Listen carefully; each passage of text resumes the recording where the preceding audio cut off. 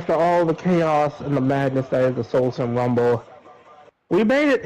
We lived through another one. Ladies and gentlemen, welcome to episode, God, only 4 of SoulSym Showdown.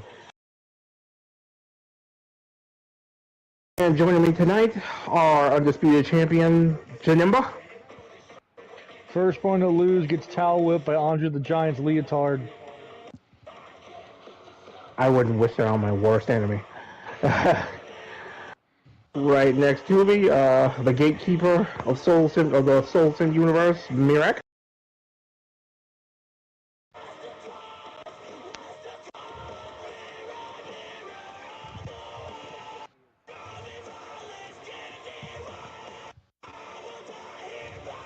Oh, yeah. Of course, up next, the new WWE Women's Champion, ChloeoftheNorth. Well, ladies, I'm going to say I'm really excited for the card tonight. Apparently, we have Captain Falcon beating the shit out of Mario for 65 hours straight. This is going to be fun. Oh, wait. That's next week? Okay, cool. I don't know who booked this shit. What do you mean? And then, last but not least, one half of Rek Jitsu, the Rekka. Rek. Andre tried sweat towel. You told me Hulk Hogan's. That I'd be terrified. Oh, God. See, but then you're going to get hit and then say brother a bunch of times. It's going to be weird. Yo, but that mustache had to smell rank, goddammit. Like, that stash. Is that your upper lip or is that Dunham? But yeah, we have. There's no way it stays that blonde as your hair. You doing something to it, goddammit. Oh, God. But yeah, of course, we have an action-packed card for tonight. Interesting development coming out of the Rumble after an unfortunately short appearance by Mirak. Note dropped on my desk early Wednesday.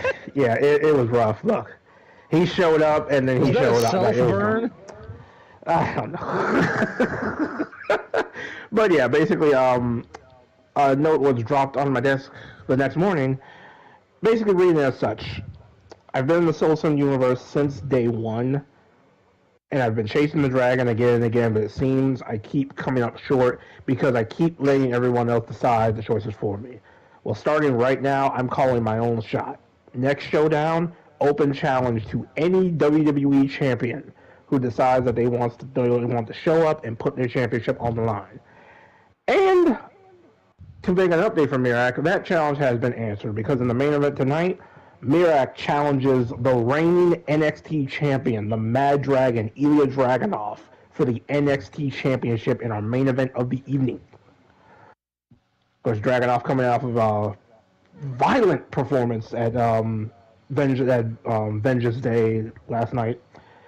Former NXT UK champion, one of the more dangerous competitors in the WWE, so this should be quite the showdown.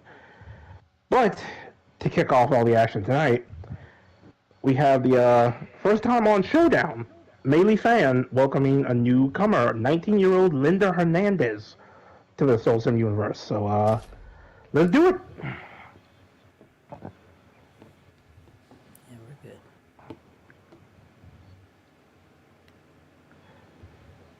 Of course, as usual with SoulSym Showdown, it is open house. If you want to fight, show up, sign the waiver, and we'll pass.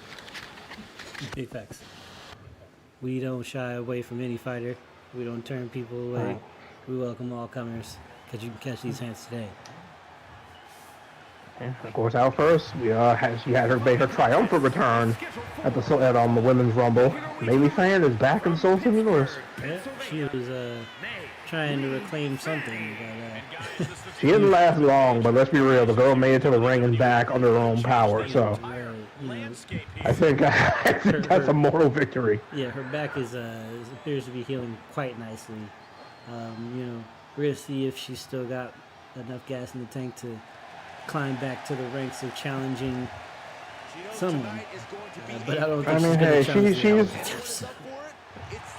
she's young. You know how it is, Kareem. The youngins they bounce back quick. Right. She'll be challenging somebody pretty soon. And her opponent tonight, newcomer, Yep. Resident of from El Salvador, Linda Hernandez was the baby of the SoulSym universe at only 19 years old. But hey, quite talented young lady.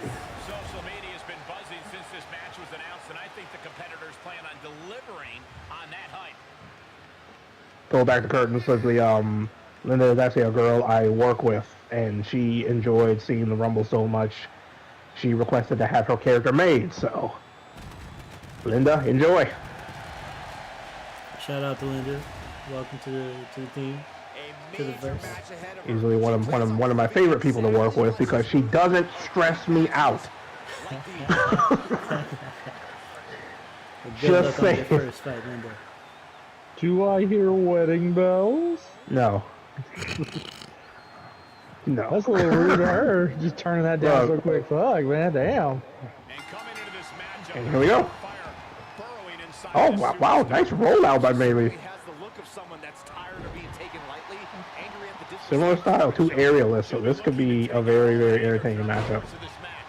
Yeah, but she's facing off against someone who's as stubborn Mainly as starting she is. very fast, It's though. not going to be an easy fight at all.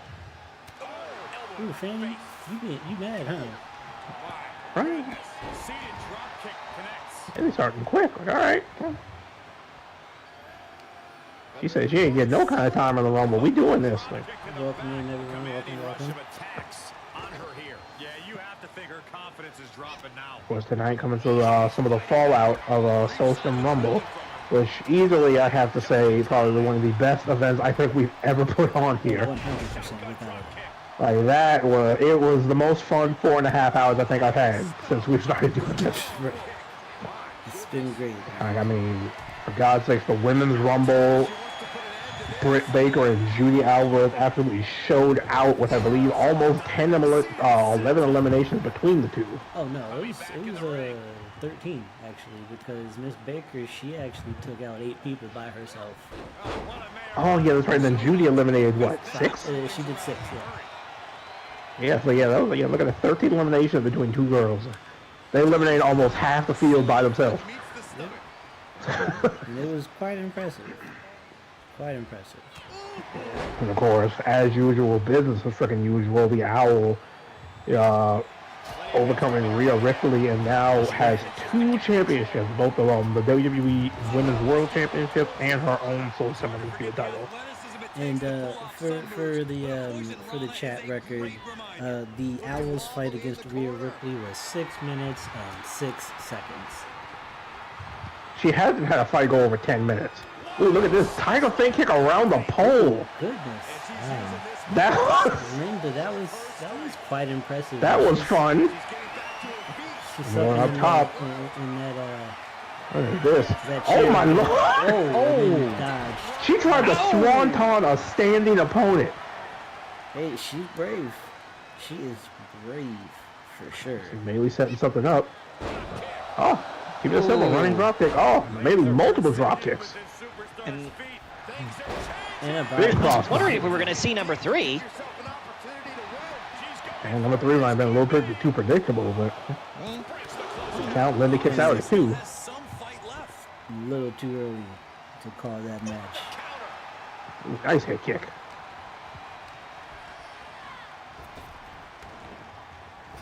Duck down. Leapfrog. Big neck breaker. Oh goodness.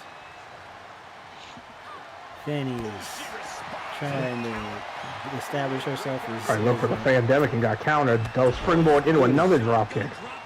Oh, and you know with those boots, that had to hurt. And nothing like getting a good old wrestling boot in the side of the face. Oh god! The run Get up. out the ring. The run up. And she's waiting for it. She's waiting She's going to the outside. This is going to be bad. At this point, I feel like... Oh, Maylee caught her! Yes. That was vicious. Hey, Oh god. I have to applaud Linda for her daring attitude. 'Cause she is. And on top of that, Bailey's strength, that was like an owl level power move. Like she caught her out of the air. She said, I'm gonna try and traumatize this girl. Like I got traumatized. I'm gonna pass. That was on. impressive. She said, owl beatings are the gift that keep on giving. Well, she had to take something away from that beating. So she sure as heck didn't walk away with a spine intact. Sure enough, one of the scoliosis would have been that. Man. That was actually quite Maybe missing the baseball side. Reconstruction that we had to pay for maybe unfavorable. The American healthcare system. Oh, look at this. Shades of Eddie Guerrero. Look at this. 3 amigos. Triple vertical suplex. And Shades of Eddie. Oh, that is beautiful. Yeah, that pretty much confirms my theory. Maybe saying it's just a punching bag of this Oh, he's no, again. it's not done. Standing swanton. She said, I did it because I know I could. And we drag her smart. Drag her away from the rope. Don't even give the rope break an opportunity. Bailey kicks out. Okay, very impressive. I mean, hey, the girl only has 1 win in the SoulSym universe, so at least she doesn't go down too easy. Bailey might be a punching bag, but she's not gonna just sit there taking it. Right. Very tenacious. What is this? Ooh, cold ray. Again, that counters that thought. Oh, Moose. They're showing quite a wild level of athleticism in this contest. To the left. Oh, double face kick. This is truly awesome. I mean, hey, well, the one thing that comes from youth is definitely quite a little bit of high risk. They're still young. They bounce back quick. I feel like that's going to be on the They're going for it again. Standing swanton. She connects again. Miss Fernandez. Now, once again, dragging Bailey away from the ropes. Looking to close in on a win. This might be it. One. The two. And there and goes victory. Linda Hernandez with the win. The baby of the SoulSym universe picks up her first win. Look at this beautiful thing. Around the ring post. Yep, with the ref right in the way of the camera. Is that it's interesting? It's interesting that Chloe had mentioned Smash Brothers earlier, just because that's pretty much what that looked like, was just beating on the sandbag with the home run bat.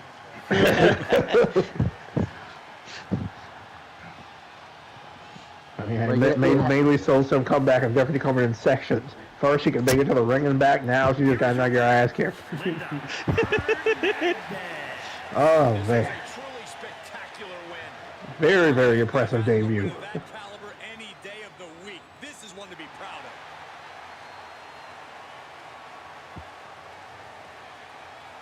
Representing El Salvador proud. All right, and now it is time for us to move on to the next. And of course, tonight's going to be quite the stacked match. We're going to have to wait till next week to see both Rumble winners in Becky Lynch and Maine, because they have yet to decide who they're challenging for their championships. But it's definitely a lot to take it as well. One of the big other featured matches we're going to have tonight, with do or die implications, because the winner of a match later on the night is going to get the challenge for the championship that they lost, because Rhea Ripley and Io Sky will go one-on-one. Rhea wins, she gets her rematch with Owl. Io wins, she gets her rematch with Chloe. But that's also assuming that Chloe makes it past tonight, because Mama Vonhelgen, it's Omega Princess Chloe versus Mama Vaughn for the WWE Women's Championship and the co-main event of the evening. I did not sign off on this. You are champion. You shall defend. This is the law.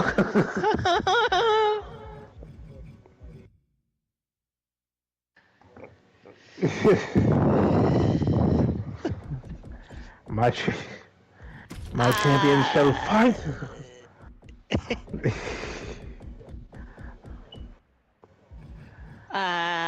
But I mean, hey, if we've seen anything from Chloe is quite the. Ow! Fuck. Chloe's quite the winningest. At least I have talent as opposed to you, which is just a bright. All I'm saying, bulb. he's been undisputed champion since almost the beginning, so I would pick your words wisely. But yeah, so And I've also been our next contest actually we're gonna have is the return of Mortis, the Beastmaster. So let's start that up right now. This. Yeah, look, it's open fight policy. It means sometimes the weirdos show up. It's an open fight policy. This is just gonna. This is not an open fight. This is a slaughter waiting to happen. I'm still so ashamed of him of how good he looks. He looks so much like Greased Up Deaf Guy. It's creepy. Like we just couldn't get the anime eyes. That's the only thing we couldn't do. Can I just say, I'm really surprised that this entrance has pyro at all, because he's the Greased Up Deaf Guy. I added the pyro in. Well, I'm just thinking, like, he gets going and just like, all right, Greased Up, get down here. Fireworks go off. He's learned distance. I was gonna say, you do realize that, traditional grease isn't flammable, right? It's not gasoline anymore, it's just grease. It isn't? If it was gasoline, that guy would be different. Oh, boy. Traditional. I would assume that grease is at least a little bit flammable. No, actually, It's not cooking grease, Chloe. Yeah, it's not cooking grease. Ah. But speaking of cooking, after a destructive debut at the Rumble, it's time to welcome back the Beastmaster, Mortis. 6'7" tall, 298 pounds. And also brought to you by Snickers. This is a big man. Him getting the Snickers won't help you. Hungry? You're probably not Mortis. Bro, look at those thigh veins. That's ridiculous. The what? The man has like extremely massive veins in his thighs. Oh yeah, he is a freak of nature. I don't know. Whoever the recruiter is for SoulSym Showdown, I don't know where you found him, but I'm amazed you came back alive. Look at the size of Mortis. Like, this is frightening.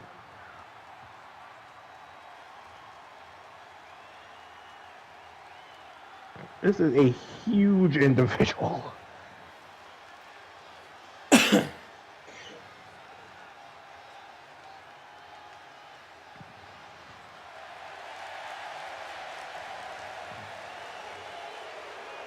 Look at that steel-plated, filed teeth. This match has everyone backstage buzzing. He is an exciting competitor to watch. There is no foreplay in Mortis' house. I need you to understand this.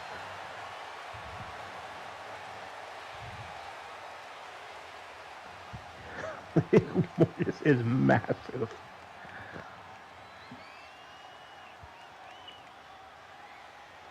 And of course, the hunt continues for one of the largest members of the SoulSym universe. And unfortunately, Greased Up Deaf Guy is on the menu. He ready to eat. I'm hungry. Look at the diff. Oh my God. A well-traveled superstar who has seen a lot in the ring. With experience comes confidence. There's nothing you can throw at this. He's already in the air. Oh! Put the kids to bed if they're not already gone, alright? This is about to get real uncomfortable.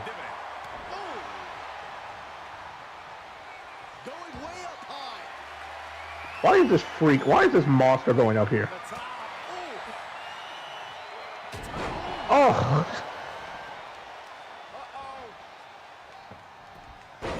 There you go, use the grease, use the grease. Just whips his hand through his hair real quick. He was looking to be a head scissor and just ricocheted off Mortis.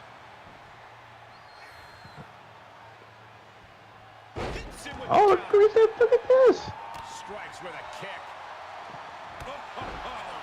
Oh, wow. He figures, hey, he can't eat. I guess Greased Up Deaf Guy figured out if you can't catch me, you can't eat me. Greased Up Deaf Guy is actually pretty strong. I mean, hey, look, you survive a tanker explosion and the worst comes out if you wind up deaf. I guess there has to be some level of badass in there.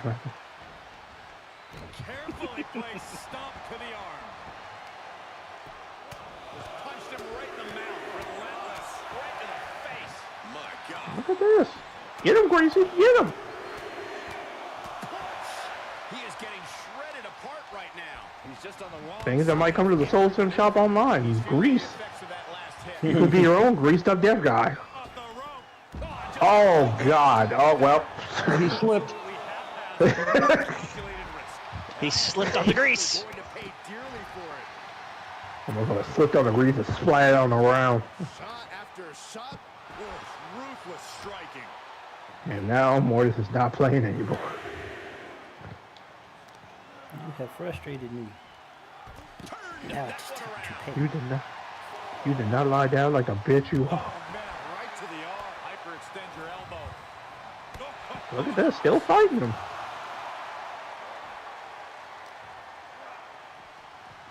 Gets put into the barricade. This is surprising. Guns first across the barricade. I guess he's a strong grease. I guess he's a strong greased up deaf guy too. Oh, wow. Action needs to return to the ring and fast. Oh, God. Wow. 1-8 count, Mortis. No, damn it. I was really hoping they both didn't skull fuck. That would have been hilarious way to end this. Big man got him up. Look at how high up in the air he went. Oh, God. You're not tall enough to ride this ride. I don't ever want to be tall enough to ride that ride. It means that I'm gonna die. Okay. He is is. on another level. Jeffy said, I might be a joke character, but you'll Jeffy be said, the I joke him after dead, so I let this. him beat me. Look at that. Oh, my God. Justin, That guy is What? you need to alter, do a second costume with the greased up deaf guy for his pay-per-view events. Give him a racing stripe. that'd be beautiful. That would be genuinely beautiful.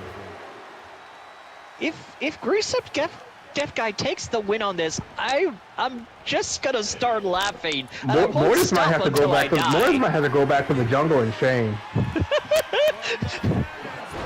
Oh, greasy splash. And he's completely gained the advantage here. Of course, that's not enough for him to Somehow, Mortis right some way, he is still in this. Dude, the fans might find fascinating is greased up deaf guy and Oh, big spine buster. Vaughn have the same teacher. now.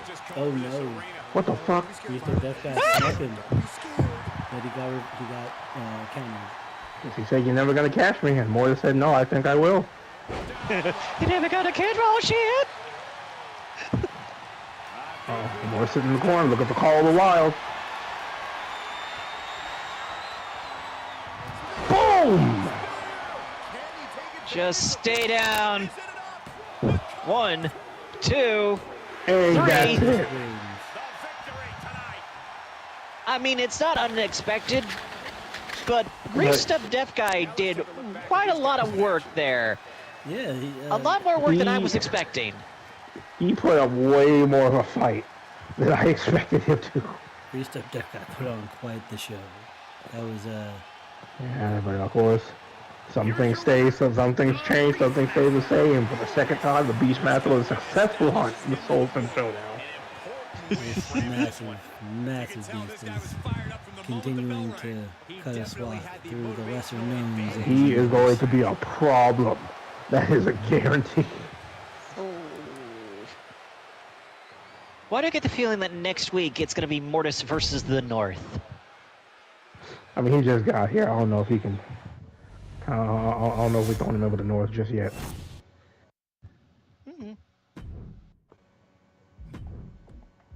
Like he. Okay, well, that's good to know. I mean, unless you would like him to fight them. No. Oh god! But while we do have some time, yeah, SoulSym Rumble was absolutely off the charts.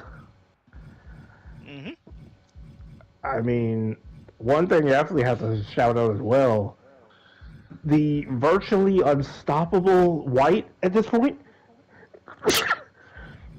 I mean, he's turned back every challenger since he's been champion.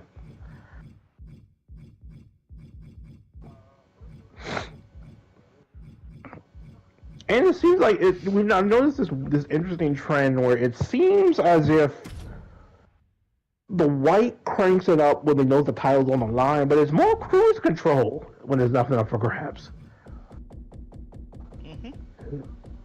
But then again, I guess when you're champion, the only time you really ever need to really perform is when the lights are on the brightest. I only do my job when the boss is watching.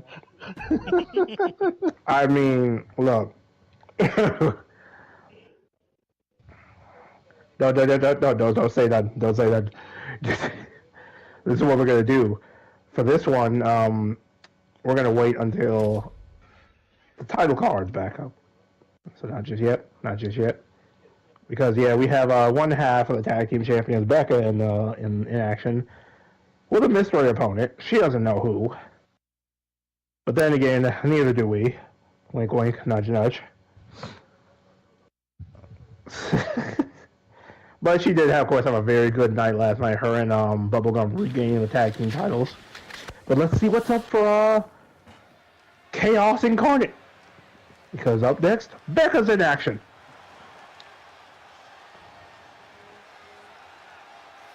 And we have another electrifying match coming up because Becca is in the ring.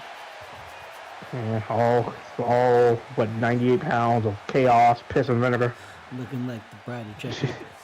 The following champion versus I mean, hey, a two-time SoulSym Undisputed Women's Champion, so she had to be doing something right with her life. Nearest nightclub, one half of the Undisputed Women's Tag Team Champions, the Cyborg, Bombshell Becca. Everyone in this match is competing at such a high level. I predict one of the most competitive matches. Now, this is actually one of the only times we've seen Becca in singles competition. Like she specifically requested to have a one-on-one match tonight, but really didn't care who her opponent was going to wind up being. But then again, when you live life 3 feet past the edge, you really don't care. That's why we've set her up with her current opponent, Adam Smasher. No, worse. Yes, much, much worse. The undisputed champion is in our presence. God help us all. Oh no! Power and glory from Kingston, Well, Jamaica. Hey, Becca. it's gonna hurt. Undisputed Women's Champion, Al. Hope you got your affairs in order and you got your accounts set up. Now, this is a very rare SoulSym Showdown appearance by the Women's Champion. We usually only see Owl on pay-per-view time or title defense time. She Can I only just shows up say, on the I- television Now she has line. 2 women's divisions gunning I for her I gold. kind of feel, I kind of hope she doesn't get any more belts because it's just gonna be awkward. She's just gonna. And on like, top of that, they don't have an entrance animation for 3 belts. So It'd just be like she has a wheelbarrow of like 15 belts. It's like, I need some help. One of you guys, please take one of these from me. She has been absolutely Somebody- dominant. I think that dominance somebody- will continue tonight. Look. I'll even orchestrate a fight and intentionally make it my worst day.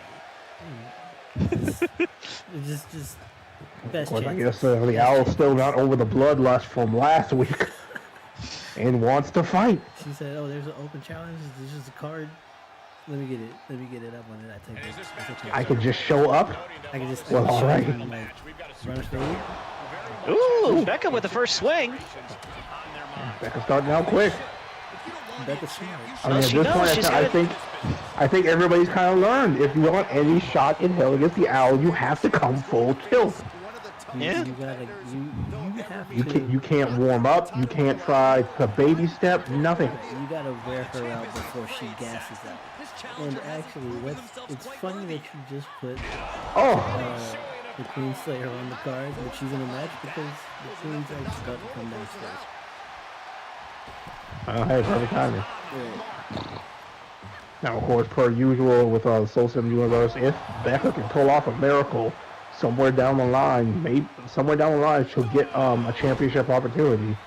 But it's interesting now because with the Owl, there's now options. She's beginning to flag She's carrying 2 championships. She can't defend both in the same match. Gotta change something up with the pin technique. And with do or die looming on the horizon, I mean, it could be the potential of the Owl pulling double duty. Still has enough energy for the simple kick out. Oh!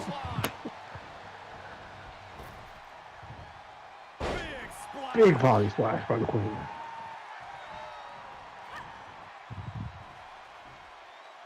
With Owl having quite the rare opportunity of dealing with an opponent that's much smaller than her. So we could be getting an extra vicious Queen Slam this season. With such ease. Yep. Oh, that's just disrespectful. Speaking of extra vicious. Gets out of there in a hurry. How Smart is getting out of the ring. She heads out of the ring. Or Rebecca getting out of the ring. But of course, she gets followed right back out. And she is doing whatever I mean, she I don't wants think right I now. don't think she's thinking this was the smartest decision now. Getting thrown about outside the Because I feel like at that point, you just piss her off if you try to run. right. And let's Really be no honest, good nobody way. wants to die tired. There's no good way out of it. Oh God, look at that! From dead from the floor. Oh, Dropping that foot. ankle bounced off the bottom step like this. Things are only going to get harder from here. She's Taking it back in the ring. Trying to beat you up. This superstar built Oh, look at Beckham! Beckham coming in like a house of fire. Big leg sweep.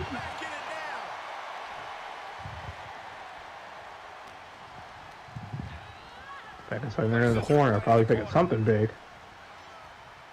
Ooh, what is this? Ooh, deadly nightshade. And the champ is in the chat room.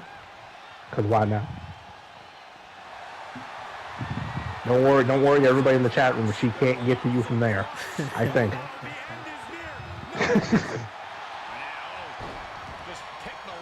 Becca going for a submission, different type of approach, I guess.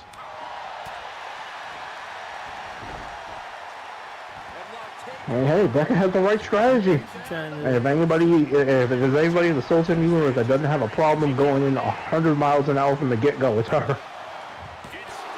And the Queen She is kicks still out. fighting, still keeping this going. Made her pay for her mistake. And the reversal. Oh, God, here we go. Pump handle toss. Suplex. This could do it. We got 1, 2. And a kick out from Becca. The first pin, first kick out. Gotta ask yourself, was that even a wise decision? She's getting frustrated. I mean, the girl's tenacious. You gotta give her that. And she wants Becca on her feet for whatever this is. To the sky. Ooh, big shoulder tackle. Turning the table. Ooh, look for the elbow drop and miss. To the bottom. Stops And that. then, Oh, whatever that kick was, she stopped it. Oh, God. I Oh, that's... Wow. mean, she said, "Oh, you running? No, don't run. Don't do this." Becca tried to roll out, now we'll beat her out.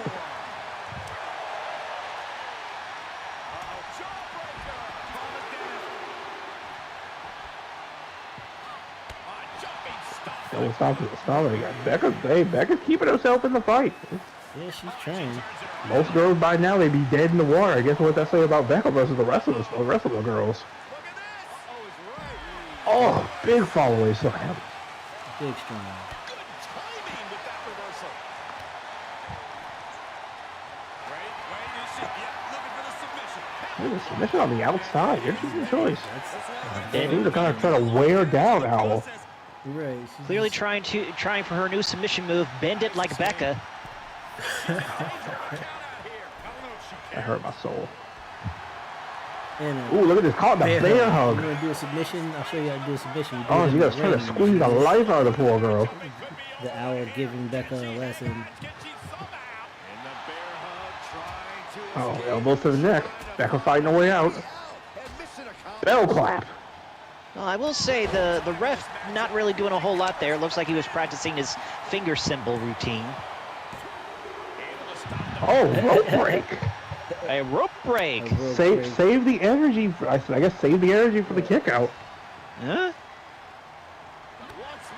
Uh-oh. Al, definitely a Becca very going up. strategic fighter. Bombshell. Oh my God, she hit the bombshell. What's the bounce on? Is that it? 1, 1, 2. 2. No. the queen kicks out. Oh, that might have been. I think that's the closest anybody's come. Becca almost pulled it out. Holy!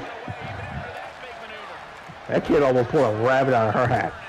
And the Oh, try looking for Deadly Nightshade again. Reciprocating the initial reversal. We're at a vital stage in this match. See what Becca's looking for. Trying to Something go big. for something big. Springboard Bulldog. Boom! Ooh! Gets the bulldog. Owl rolls to the Albert free to outside. the apron. Becca not sure what to do. Okay. Oh, Good kick. big drop kick. The owl This going to kid the has outside. come to play this evening. She said she's a firecracker too. So And now she's climbing to the Yeah. turnbuckle. Ooh, Aldo or Becca going on top and jumping onto no one. Completely wiping out. Becca, Oh, God. did you need your eyes checked? I don't know assume what- that was probably a cyber. I don't know what would come first, the eye exam or the rib reconstruction, because that was nasty. I think the owl figured out how to Oh, here we go. for demons. Owl looking to put her away. Got her up. Crucifix, and Queen Slayer. 1, 2. And Becca Oh. kicks out. Becca says Becca coming no. out. And that's fine. She's gonna get another Queen Slayer. Becca decided she's not done yet. Okay. You gotta believe at this point the girls earned a level of respect from the Owl. The fact that she's still going.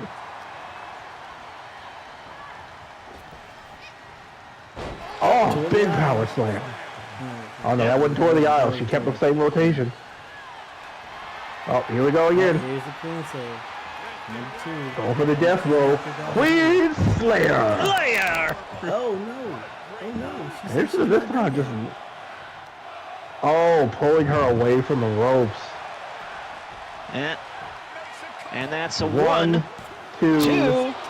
Oh my God! Staying in. Is staying in. This kid has fight. The admiration for these superstars. Oh, And the Owl is trying to kick it out of her. Being held in check here. Yeah, now she has to turn definitely a new level of respect from not only just the Owl but the rest of the SoulSym universe. This kid came to fight. Oh! Big double axe handle. Vicious stops to the chest.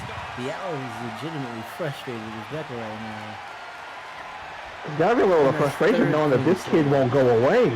Is this Third is this, time the is this charm? a third Queen Slayer? Queen Slayer again. Again. 1, 2, finally puts her down.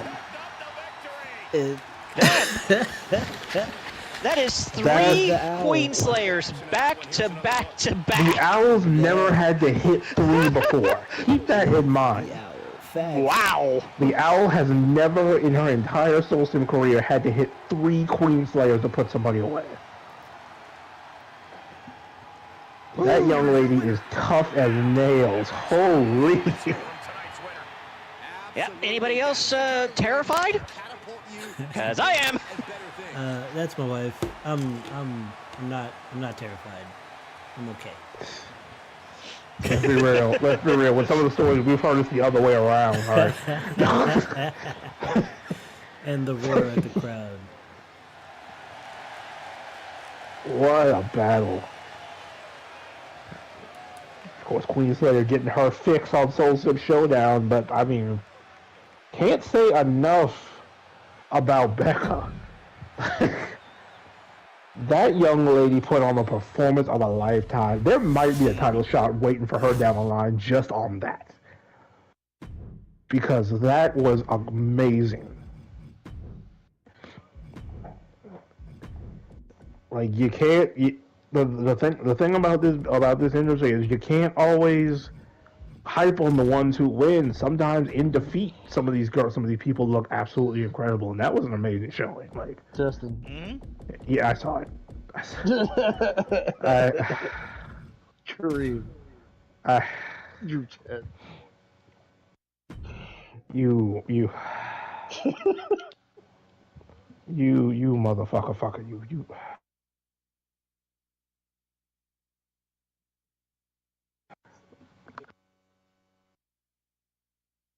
I mean, you gotta have a body, like a body count at least like a mile and a half long. So I'm pretty sure nobody in that case is, maybe Vaughn. I don't know.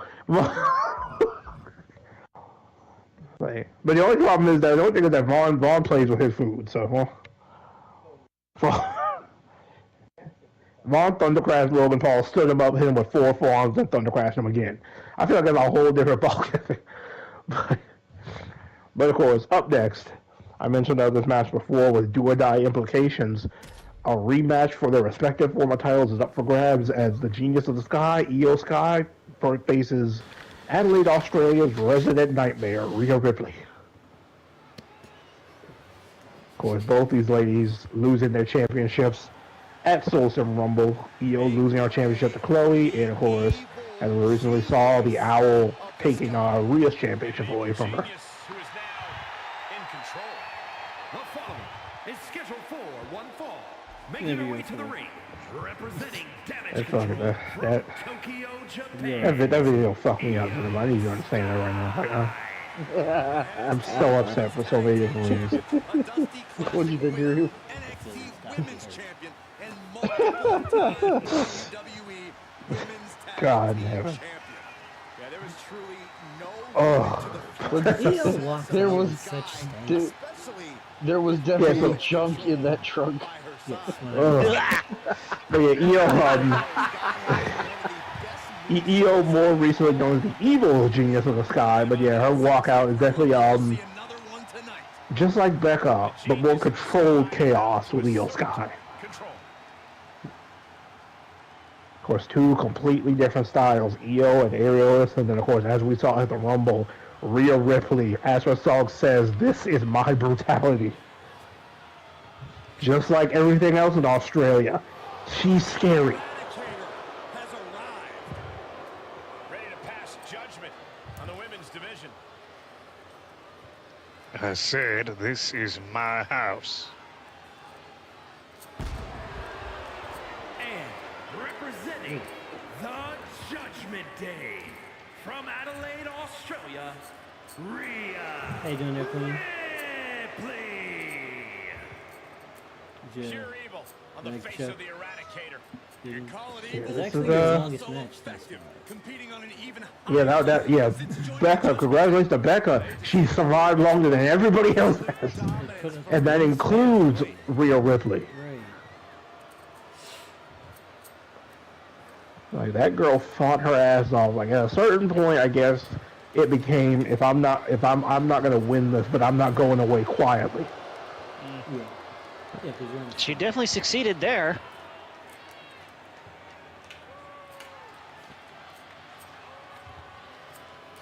Of course, Rhea Ripley getting a big moment in the WWE very soon because the Elimination Chamber pay-per-view later on this month will be live in her home country of Australia. I call her straight up dominant.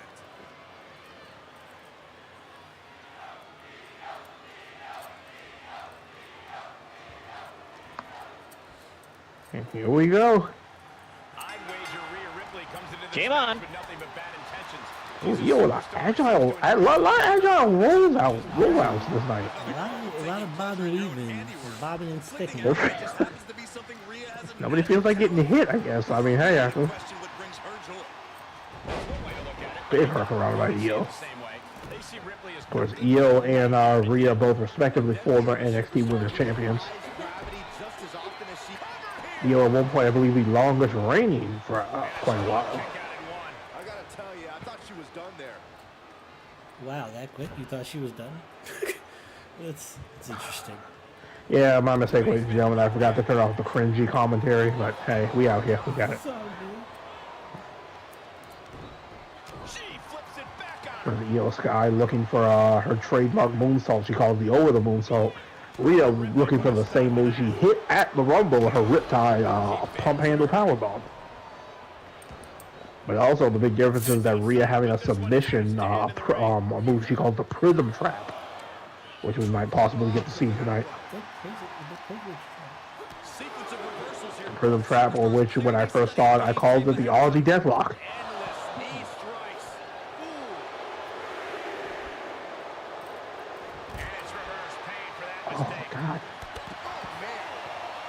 Flaked off on the bare floor. Not fun.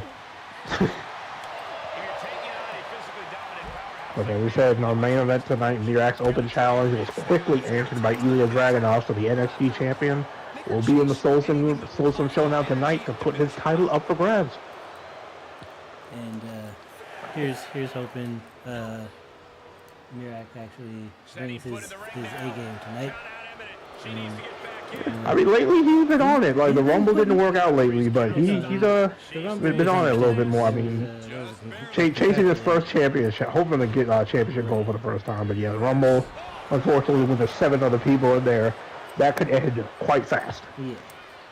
Guys in a jam here. Oh, what a strike to the back.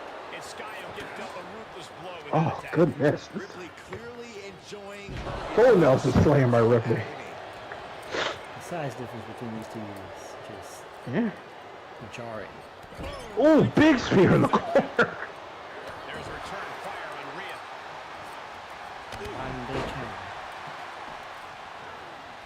Rhea. Rhea Ripley definitely taller and larger than most of the girls in the WWE Women's Division, and still only 27 years old, so still has a ton of career left for her. Both wrists captured.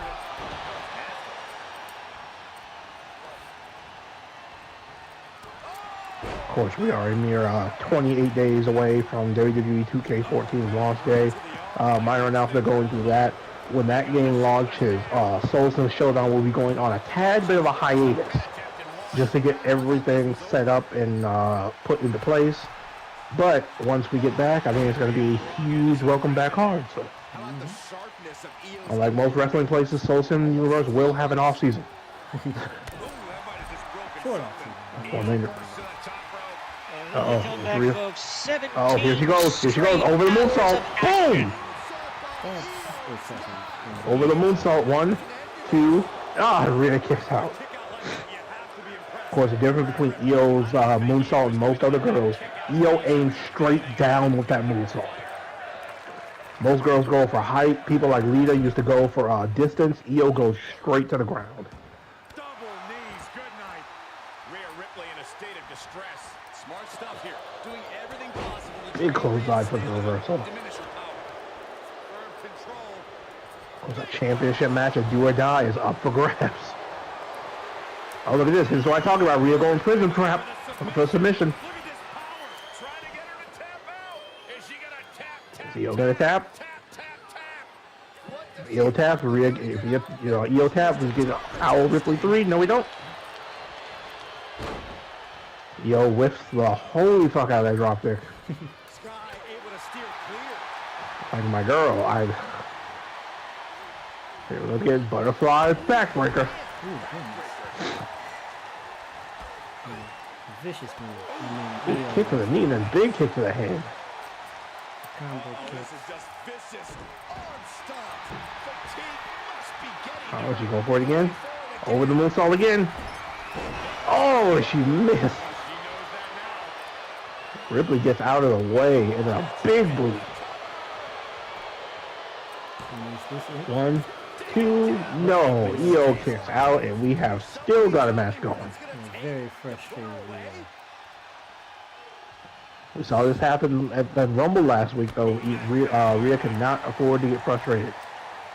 And that is what causes her downfall. It is what led to her loss against the Owl, and it could be the very thing that does her in against Io. Io thinking something big. Ooh, big showcase palm strike. Oh, this is going to be bad if she hits this. Avalanche Spanish fly. Huge Spanish fly by Io Sky. Oh, she's going up. Third attempt. Here we go. Over the moonsault. 1, 2. Io Sky gets her rematch.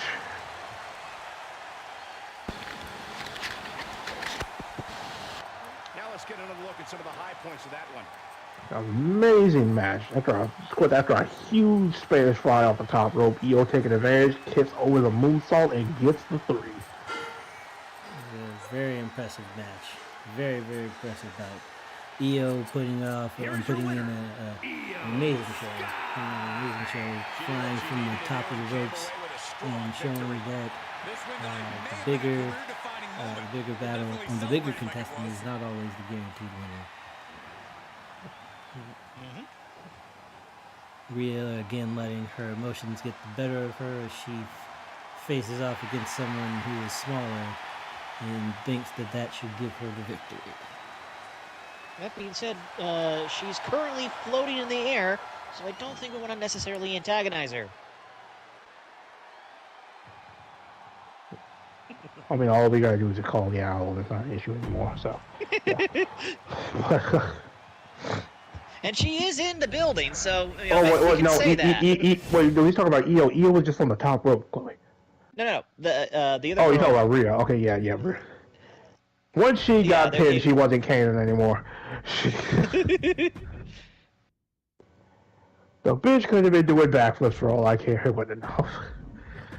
And Rhea was definitely just like floating out over the air. Yeah, I seen it. Well, yeah, of course, up next, we're going to have a lot... The fun does not stop here because... Wait, let me make sure I got this set correctly. Because, yes, we're going to have our United States Champion in action against a former United States Champion and known former UFC fighter, believe it or not, Matt Riddle, up against Vonhelgen. Riddle be this. Who will win this match? I'm not sorry. And I'm not laughing. It's mutual. No, I'm joking. Terrible. Here comes the original bro. Yeah. Always a pleasure to see one of the more lovable members of the WWE, well, former member of the WWE Universe if he got released. But, yeah, Matt Riddle, former Raw Tag Team Champion, United States Champion, and a former NXT Tag Team Champion. Of course, our former competitor, the Ultimate Fighter, was actually released from the UFC because he was promised a fight with former UFC fighter Dave Benet and never got it. And basically decided that he was done and decided to pursue wrestling after they've been quite talented. Interesting you see here, Matt Riddle, one of the few wrestlers who wrestles barefoot. And Riddle's actually said it comes out of the fact that he feels the most comfortable without boots on. Okay. So in reality, will you see people tell that he put boots on? No, he's actually preventing injury by not wearing the boots.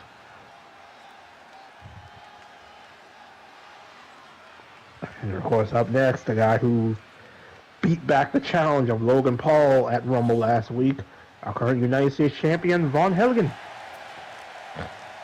And his opponent from Seattle, Washington, weighing in at 195 pounds, the WWE United States Champion, the Eagle Von Hughes. The WWE Universe delivering quite a reaction. Perhaps the most I'm enjoying even though it's only been brief, enjoying his reign as the United States Champion, was destroyed Logan Paul. Repeatedly. Logan came a little bit more ready to play than the rematch, but unfortunately got nuts in the face as the welcoming back. Said you want to fight the serious crowd, okay. All right. And of course, Vaughn, of course, capping it off with making Logan remember that he stays hard. So, yeah.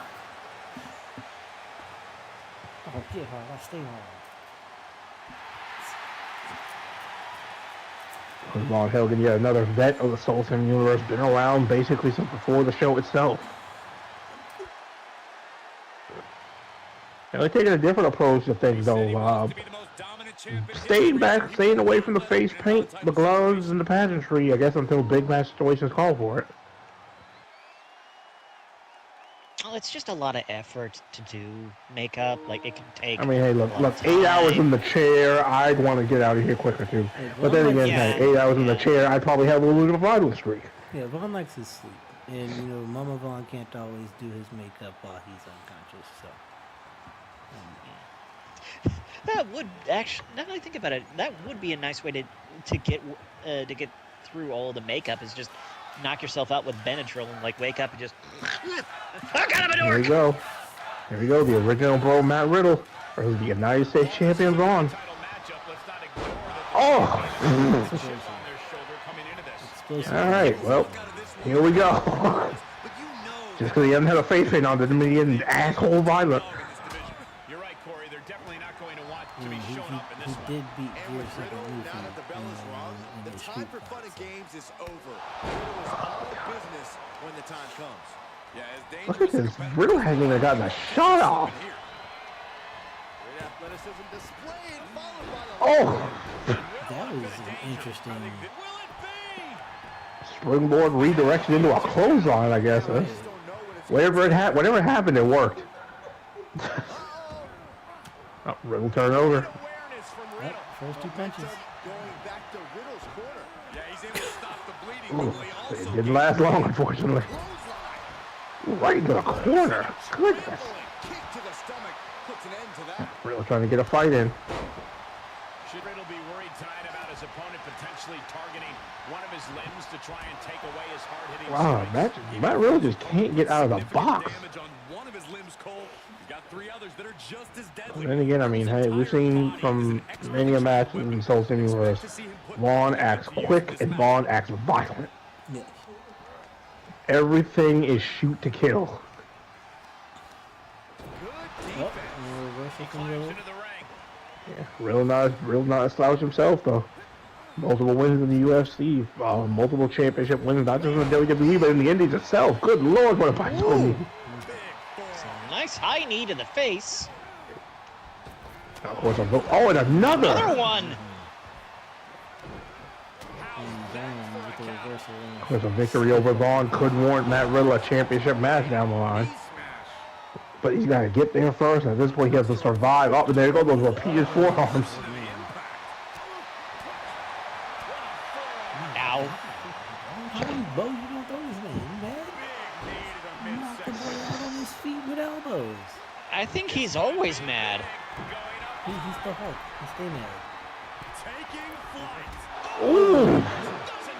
Riddle gets out of the way just in the nick of time. What is this? Oh, fighter goes somewhere, maybe a deadlift German. Vaughn's reversing. Reversal for reversal on the outside here. Vaughn does not care about this Riddle character. Good Lord. Vaughn's saying right now, riddle me this. Why aren't you dead? Wrists captured. What do this? If I knee you in the face, how many times does it have to happen? Does it have to happen before your skull breaks? He's getting a huge boost right now. If I knee you in the face, how many teeth will you Ooh, lose? jump slingshot spear. Jeez. 1, 2, Gonna kick out. like from Riddle the saying apron no, to I wanna halfway continue playing. across the ring. Do you need his underclass? That was impressive. Oh! Handspring No, clothesline. that was. Another two. Riddle kicked out again. I think Vaughn Vaughn's actually getting ready for. Vaughn now acting to actually try to put him away. Oh, he got himself in the corner. Uh-oh, here we go. Springboard off the ropes and Thunder Crash. 1, 2, and Oh, Riddle kicked out. just wanting to Riddle stay in. continued the fight. Here comes the original Thunder Crash. Oh, and another right again. Manhandle. Another bag. 1, 2, good night, Irene. That man had a family, I assume. Gave him no quarters and put him down. Yikes. The bows. I think he had a little bit of God. bull rage Oh. in that Riddle dresses similar to Paul, and so he got residual treatment. He got collateral damage treatment. Vaughn sending constant messages to the rest of the SoulSym Universe that he is not one to play with. So I did just talk with the North. Asked if he wanted to go one-on-one with Vaughn in the ring. The North has just gone white and isn't talking. I think he's fainted from. Yep. Yeah, he has fainted from fear. Well, there's just one thing we know in the SoulSym universe: ain't no fear in this dojo. So, you want to put some Bengay on his face and wake his ass up for one of these days, or we might have to rush this.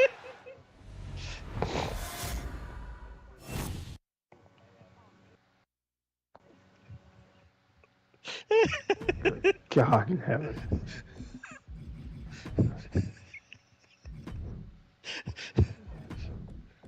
Ever the showman, like this, Mm-hmm.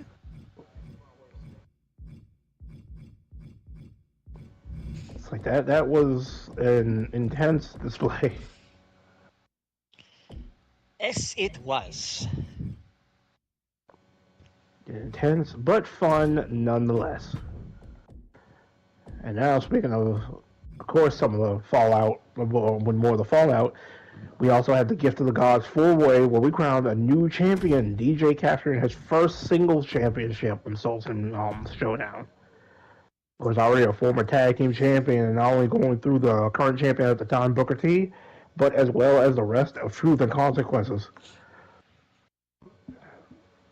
But now we're going to have a little bit of fun tonight, of course, because once again, another appearance by Darby Allin. This is next up, we have Darby Allin versus DJ, non-title contest. And of course, after this match, we're going to have the first of our two main events of the evening, as Mama Vaughn challenges Chloe for her WWE Women's Championship, and then right after that, Mirak challenges the Mad Dragon, Ilya Dragunov, for the NXT Championship. And it's gonna be a great show. It's gonna be a great show. Yeah, this is going to be a physical rest of the card. Mm-hmm. So strap in, boys and girls. We're almost The following is scheduled for one fall, making his way to the ring from Seattle, Washington, weighing in at 175 pounds, Allin. Guys, this match has the potential to completely change the WWE landscape, and it's because of this level of talent involved. Of course, Darby Allin, he is basically borderline suicidal maniac from Seattle, Washington. At this point, what some wrestlers say, almost indestructible. Look at the amount of things that have been done to this man, and he's managed to walk away. You say like I said, I've seen him thrown through glass windows. I've seen him thrown off staircases. I've seen him dragged behind cars. The level of things that they can do to Darby Allin, and he managed to stand back up, is frightening. Well, you say, suicidal Seattle, and it's like, so, Seattlean. Like, yeah, we have to be strong up here. We get seasonal depression, 90% of the year. We gotta be strong. Yeah, I'll tell you that, when it comes to strength, though, Darby Allin, of course, I believe sometime this year, planning to climb Mount Everest.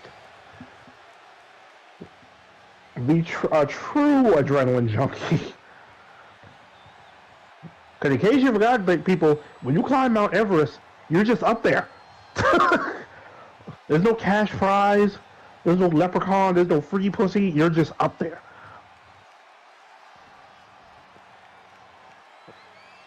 And of course, coming out next, the new Gift of the Gods champion, DJ, who still has to get his first mandatory title defense in to be eligible to cash in for a championship opportunity. You realize right now there is somebody who upon you hearing that was like, really? No for And his opponent, representing That's the only reason I wanted to climb Mount Everest. Charleston, South Carolina. Yeah, well, now they know.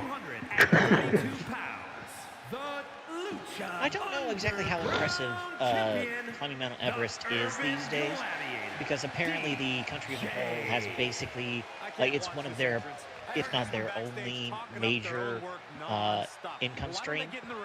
So they've literally set up basically tour guides.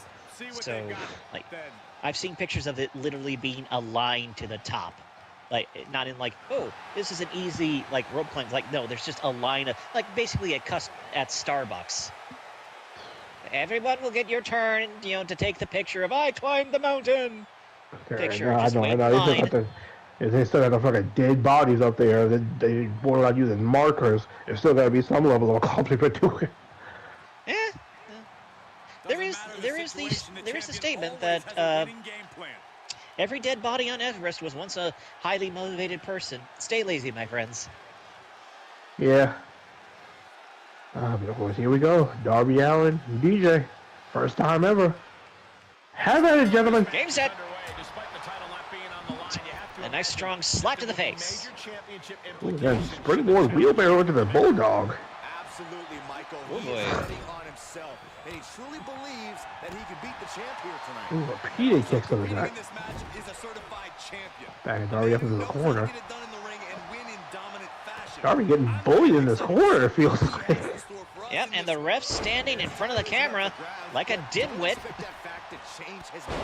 Look, I had to get the discount refs for this. Next game, we'll have better refs. Can we next time make sure we get them not from the Let's Sniff Glue factory? Look, we had to throw things that oh, that was fun. Some of this stuff was rushed. We had to throw things together last minute. You know how much setup you need to get the good refs? Like, Fair enough. I will say this, you did just have a beautiful moment there where it wasn't a wrestling match anymore, it became Cirque du Soleil. some of the stuff you gotta do in the ring, it might as well be fucking Circus Soleil. Ooh, Revolution knee. That's not so much Cirque du Soleil, that's more Cirque du Pain. Cirque du Fight. Oh my god. He punched him in the back. Like, that was. You see that shit? Ooh! Oh, over the top rope. Cirque, are you allowed to do that legally? I mean, And now gets tossed into the ring. Big forearm. Firm control. There you go, big foot to the face. Does he have it here? He breaks the ref's count. Darby definitely taking his lickings out of this. And yet he's still in this match? Oh, man, leg drop. I hope he wasn't attached to that arm. He's having his way in this one now. He's looking relentless. These two trading counters and absolute Counters traded, shots traded. Oh, here we go, Stun Dog Millionaire. That was difficult to follow there for a second there. Oh, a lot happened in a short amount of time. Did he kick out? Oh, Darby up. It's going over Corkscrew and crossbody. onto. Great rotation. That is the attitude of a daredevil. The ability to take risk with minimal trepidation. No fear, absolute reckless abandon. Great counter, impressive IQ on display there. Finds the advantage after a Listen, I do have a quick question. Who are all these people inside the booth with us? It's getting very cramped. tremendous pressure on the Bro. head and neck. There to help. Okay. Ah. Whip back into the In ring. case one of you fuckers falls out, we need backup. Heading up, he's thinking back. Oh, Darby looking hop. Oh, big elbow drop misses. Thought Darby was gonna go coffin drop, but I guess not. But he's going to be missing that elbow. Agonizing. Hoisted over into a suplex. If you ever land a funny and hit your funny bone, you know how you know how not good of experience that is. Ooh, chop, sweep, and then senton. I always find it impressive that you know the names of every single one of these moves. I mean, when you've been a fan for 22 years, yeah, you kind of learn these things. Ooh, thrill switch! Woo! Out of nowhere. 1, 2, Darby kicks out. Certain ones, though, I've named just specifically as for like thrill switch. That's not the real name of that. Looking for the kill shot one more time. A little step up and then insert Guri. Oh! Good night. Looking for the pin again. Looking to put Darby away. 1. Okay, ref taking his sweet time starting it. Kick out at 2. This is where desperation becomes a factor. Time to pull out. He had to get in the right position. He had to make sure everything's. But he went. It's like he went the long way around. Again, this is what we need to stop hiring the refs from the glue sniffing factory. I mean, hey. Glue to the factory gets him quick. Okay. And he's taking on a persistent assault. When you're on a time crunch, sometimes you gotta go glue to the factory. Is this glue? This is bicycle Yeah, it's knee. glue. Just overwhelming him here. These are dire straits for him. He needs to And be roll extra out. cautious now.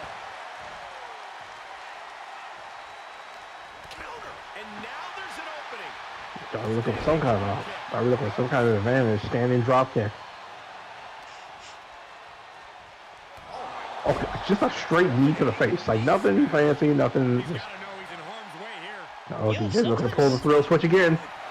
Oh, but he missed. Oh! Well, that 90-degree turn at the tail end probably threw him for a loop. Darby managing to duck at the last second. Going after the knee. You ain't shit, Darby. You ain't shit.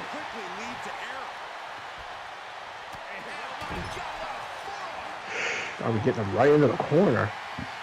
All I do is Darby's thinking now, oh, what is this? Oh, wow, tornado snap suplex. Darby going up top, maybe looking for pay dirt. And coffin drop missed. Oh, Darby missed a coffin drop. That might be it. But roll up, roll up. Oh. One. Oh, only a count of one. Just will not let his opponent go. Giving him some sort of weird facial Darby, nookie. Darby several cross faces across the face.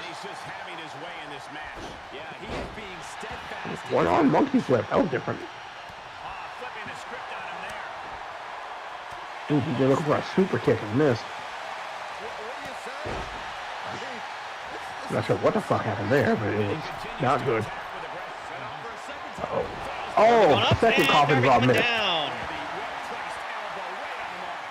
Elbow to the top of the head. You're looking for a third one. Thrill switch. Sorry, thrill switch. One. Here we go. One, 2, two, and no. Darby kicks out of a second thrill switch.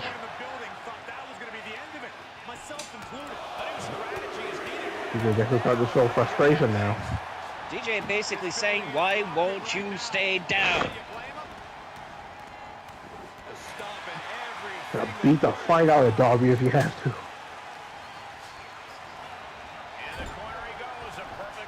Oh, tried to look for Pierce's elbow. Did not connect. Oh, what is this? Oh, springboard cutter. Goodness.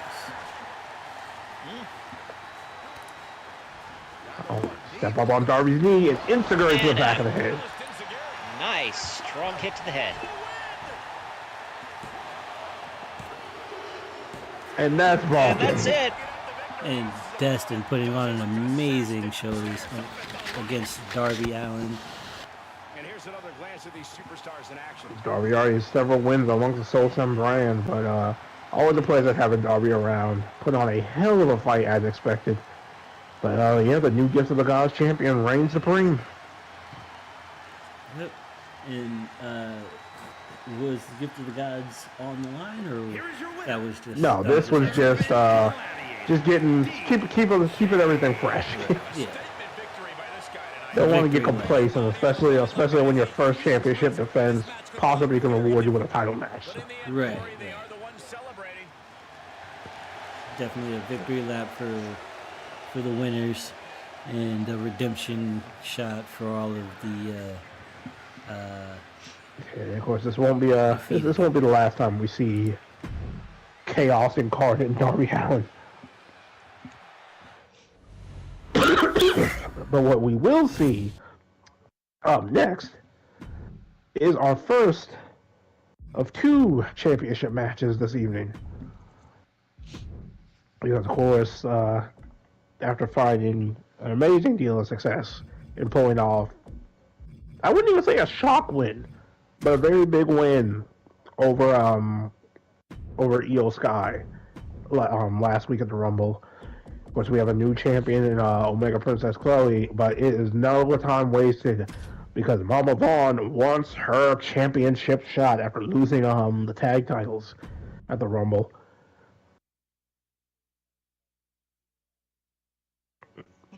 So she's going to take it out on Chloe.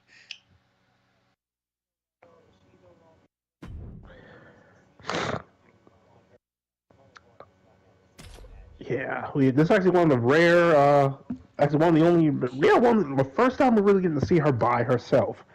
But of course, yeah, with all the cards on the line, up next, actually, wait a minute, before you do not, do the screen now yet, I have to reset one thing. I gotta make sure I got this particular thing correct. because it was a tough time in the Hana household. Of course, Ron gave me permission to mention this, but Ron and Mama Ron losing their cat Miso of I believe 14 years old Miso was. So we decided to do something kind of nice, something kind of fun. Well, I decided to, and I just said, fuck it. Ron was actually shocked that I even asked permission to do it. But we decided to have a way to, I guess you could say, Mama Ron carry Miso into this fight with her. So tonight is not just a championship match, but this is the Miso dedication match. Because yes, as I said, up next we have the Omega Princess Chloe putting her championship up for grabs against, God, I don't even know, this quite physical, quite violent Mama Vaughn.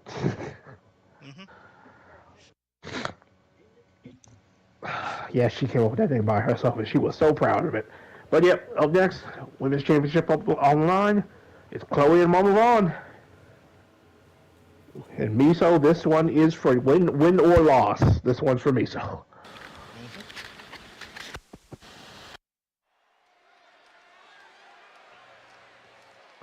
I am here. I am speaking for Omega Princess Chloe on this regard. She is aware of the loss of Miso, and actually did cry with Mama Vaughn about the loss earlier today, but is not going to go lightly. And of course, if you couldn't see it on the back, written on the back of the jacket, for Miso. So this one is going to be a ride.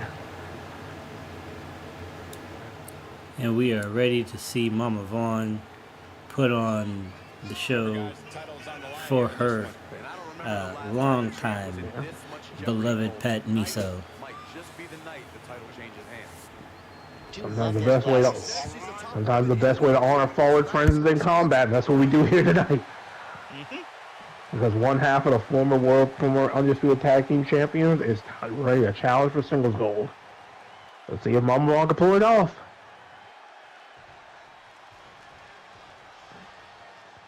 And of course, coming out next, the woman who pulled off a win of a lifetime, the new WWE Women's Champion, the Omega Princess.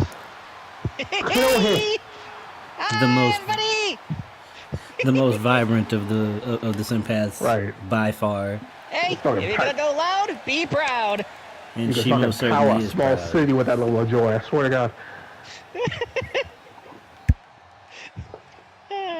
Hi, buddy. Good to see you. Let's have some fun tonight. Get started here. Let me remind everybody that the title is on the line here tonight. Yeah, but that's just a mere formality. The way I see it. So we rocking that beautiful WWE Women's Championship. Hoping to hold it past tonight. Yeah, it would be nice to, but you know. Whether it been Mick Foley, Edge, transitional champions are not uncommon. So Chloe definitely hoping to not add her name to that list. The woman who single-handedly caused a sequin shortage.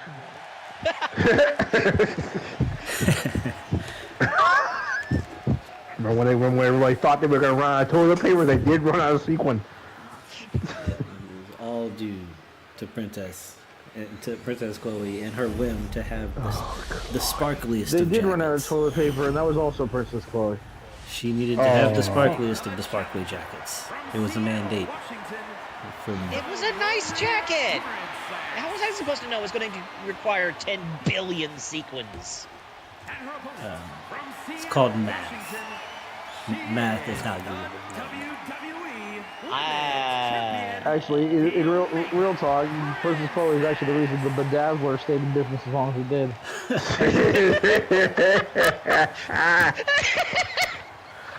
I think it was 3,000 bedazzlers. That's all the children with Crocs. I love the fact that you disappeared for most of the set, and then you show up when I. Well, man, he shows up when it matters. All right. Oh God, here we go. Championship time. I cannot wait for my hair to actually get that long. Went for a big swing in the beginning. I mean, he's sending Mama on to the corner, or to the side of the ring. Ooh, Gamajiri sending her over the top. Going up, going Out over, and woo!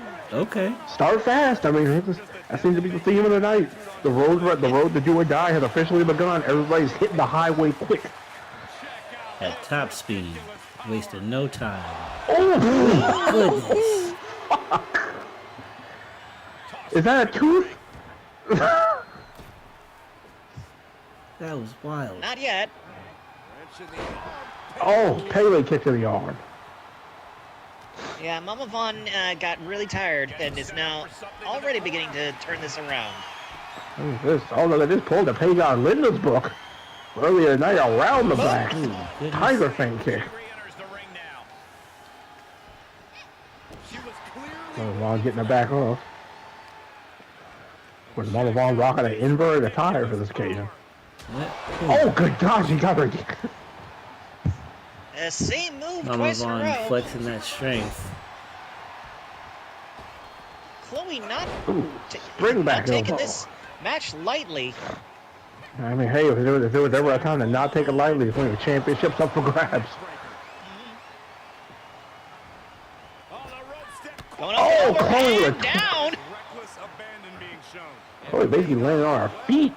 With an I guess the amazing two left. socks did come in handy. Amazing athleticism from Chloe. Well, Chloe did tell me that she is Year of the Cat. Oh, I don't know if Meteora. she knows that cat is not one of the animals of the zodiac, but I'm just gonna let her have that. That actually makes a lot of sense. Surprising, right? Not really. True, you're Well, right. she watched Fruits Basket one too many times. I didn't have the heart to break it to her. Oh, that was a mistimed grab. That was... Didn't time that out too well. Welcome in, everyone. Things happen though. We're currently up to... Oh. We're at the 90. co-main event. Up next. Whoa! Very nice springboard. I didn't know she could Chloe do that. going for a pin early. Try to put Mama Vaughn away before she can get some steam rolling.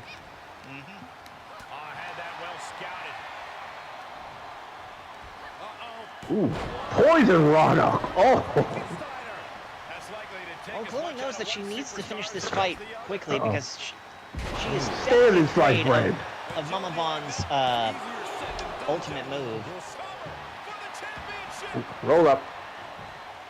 Vaughn, I'm gonna catch her by surprise. Oh, good God. Mama Vaughn putting Chloe clear onto the floor. Oh, alley-oop bomb. Mama Vaughn has switched it into high gear. Yeah, definitely seems it. A series of Mama powerful cooking. blows to floor Chloe over and over. Ooh, Chloe breaking the grab, whatever that was gonna be. Mama Vaughn finally tired of that greasy bitch hair. Well, it hangs up on the top rope. There's a steel cable across the throat, ladies and gentlemen. Pulling out more towards the center of the ring. Honestly, she's trying to reposition the Thomas the Tank Engine fucking track set over here. Across the Oh, oh, what is this? What is this? Oh no. Oh no. The bakery's I don't know open. what this is. This looks like it's Boom! Oh, that's the super move. Signature. Oh, there you go. It's going for the asteroid. Asteroid! And that's the other one. That might be it. One, One, two. two. Oh, Chloe Chloe kicked saying out. no. But Chloe definitely having some trouble breathing right now. I feel like if this were a last... Ooh, goodness. If this were a last woman standing, she would have pulled a... That might have been it. She would have... Yeah. Chloe suplex drop down.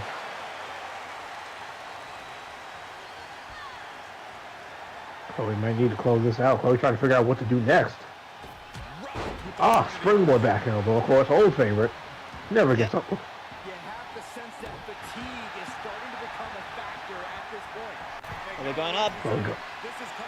What's it gonna be? Oh, big swanton. One, two. And Mama Vaughn kicks out again. Yep. Uh-oh, Chloe loading up. D20 coming. Let's find out. Is this going to be enough? This might be over. D20. Mama Vaughn is out on her feet. This might be it. 1, 2. And from the Oh, depths. Mama Vaughn kicked out. From the depths, Mama Vaughn kicks out. Mama Vaughn said, bitch, I ain't going nowhere. This is for my miso. I'm not going out like nobody. No bitch. Oh, dumped on her head. Chloe pops up immediately just to put right back down. European uppercut.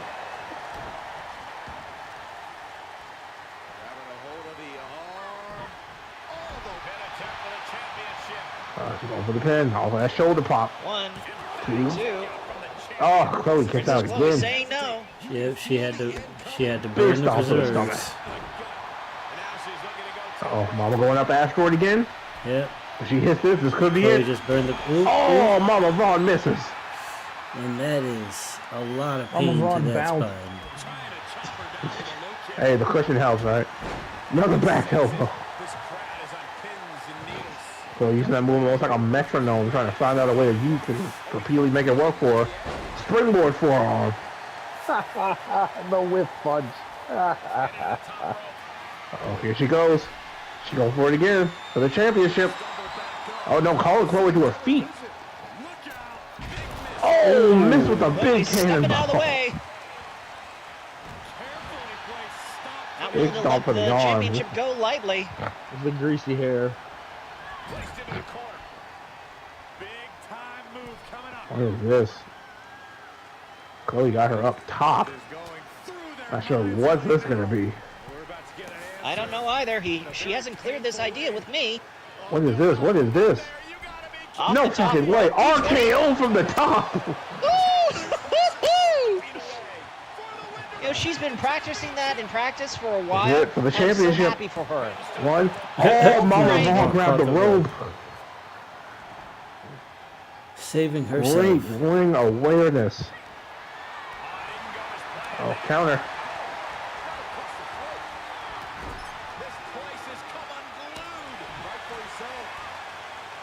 Oh, God. There it comes. Bakery's open again. Round 2. Boom. That's got to be it. Mama Vaughn closing in. That might be it. 1, 2. 2. Mama 3. Vaughn is the new women's champion. Congratulations to That Mama one was Vaughn. from Miso, damn it.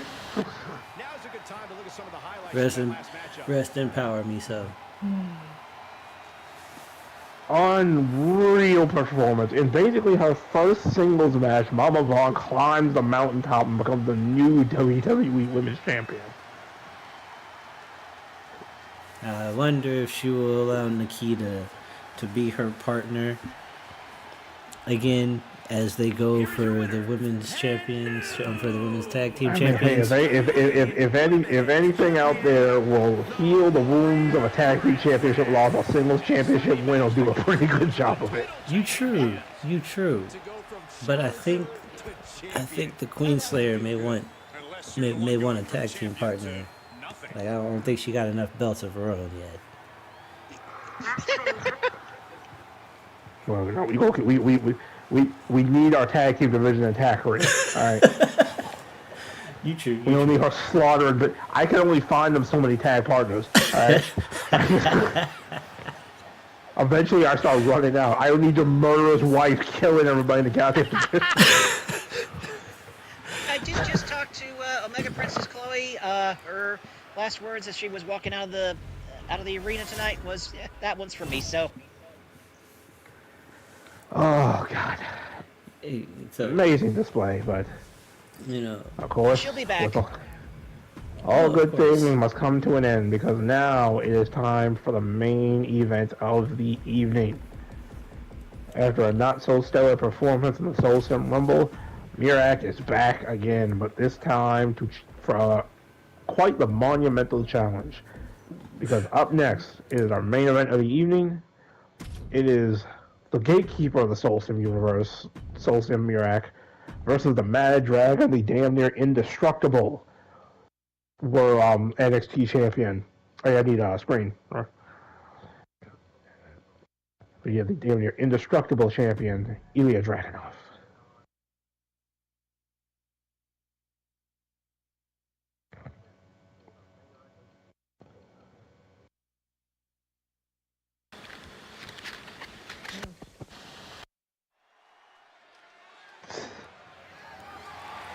Hey, look, these are the early days, people. We're gonna get this thing down packed. It's gonna be sexy. Alright? I mean, it was running The best part is you fuckers won't be able to come in and hack us when we want Cody chance. It happens. Shut the fuck up. Look. We'll get into that when we switch over to Watch Dogs after this match. But of course, out first, emerging from the darkness and the flames, leader of the fallen, Mirak himself. They fell down. Oh, that must have hurt.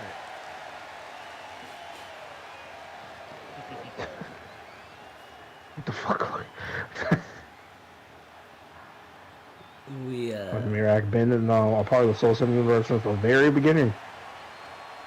Chasing championship gold ever since, and hoping tonight will probably be a breakthrough. I co-founded this.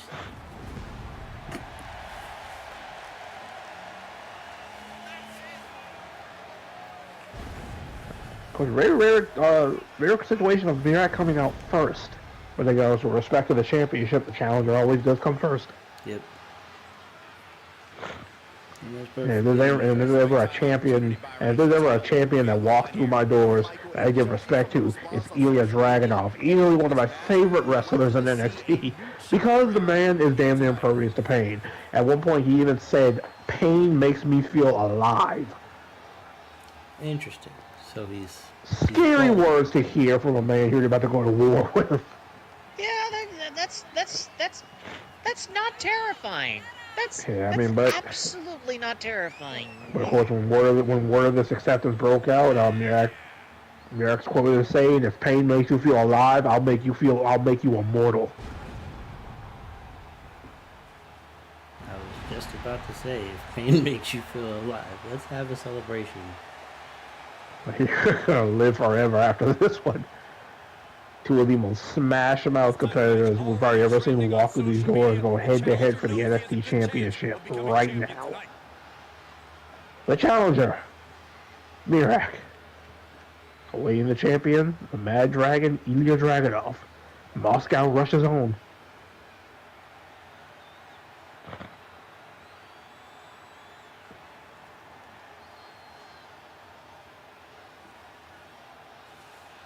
And now for the first time ever, the Symphony of Destruction, known as Ilya Dragunov. Dragunov's a man who struggles to keep his rage in check, but when Dragunov loses it, let's be honest, it's a lot of fun to watch. This guy was in the Rumble. No. Ilya Dragunov, unholy rage, terrifying level of violence, and a pain threshold that rivals a GTA character in God mode. The things I've seen done to him and the things I've seen him do to others are absolutely terrifying.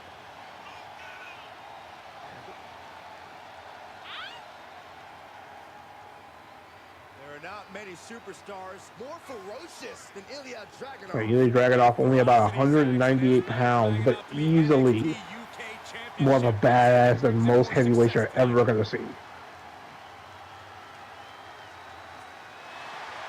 The scariest thing about Ilya Dragunov is his unique ability to seem to be able to, no matter how hard you hit him, he hits you 3 times harder. We'll see about that.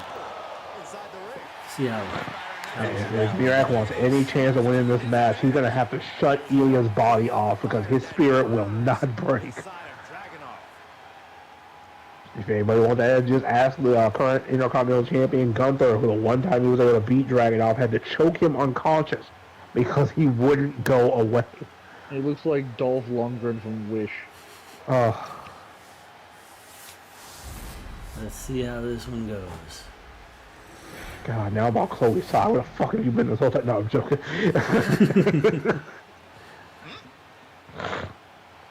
Because I say shit that matters. I don't just ramble through the match. You're a ramble through the match. He really would be if you knew, like if you let him know that it bothered you that he rambles. Weighing in at 187 pounds. Oh no, I'm wrong. Why does this 187. guy look like the guy from Rocky? That's Dolph Probably gonna Lundgren. get hit in the face that many fucking times. Because Dolph Lundgren is the guy from Rocky. No, it's just power. G.I. Joe. I stepped away, okay? That's why I wasn't saying anything. That's During fair. the main event, motherfucker. No, I'm joking. It was the intro. Alright, here we go. Cut her some slack. It's the beautiful NXT Championship. The first ever champion, current World Heavyweight Champion Seth Rollins, and we're looking to crown another one tonight. Mirak, Dragunov, turn him loose. Destin mentioning G.I. Joe, forgetting that Chloe was an understudy for Shipwreck. Oh. Dragunov starting off very fast. Dragunov does not believe in warming up. The second the bell rings, it is all hands on deck. Of course, Mirak battle-tested in the SoulSym universe. Been through everything from War Games, Elimination Chamber matches, Iron Banner matches, name it, he's gone through it. But then again, that might even be the reason Dragunov decided to be the one to open the claim the open challenge. He wants somebody who can test him. And what the fuck is Dragunov doing? He's gonna Wait, try no to fucking, fly not from from the there, other not side. from there. Coast to coast! Oh! Interesting. That's a brave move. That's That a is brave 20 move. feet from one end to the other. Okay. That's a hell of a leap. That's a long trip. Dragunov Not a forget short there are trip. notes. Oh, God. Not done Power yet. bomb up into the fire with carry. One. It's Oh, way kick too out of early one. for a title change. Ooh, neck We work. haven't put enough damage on the young man yet.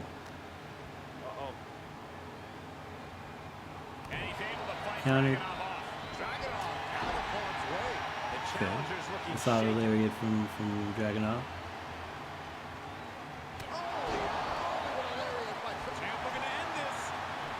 There you go, Dragunov looking for the pin. And Mirak kicks out at 2.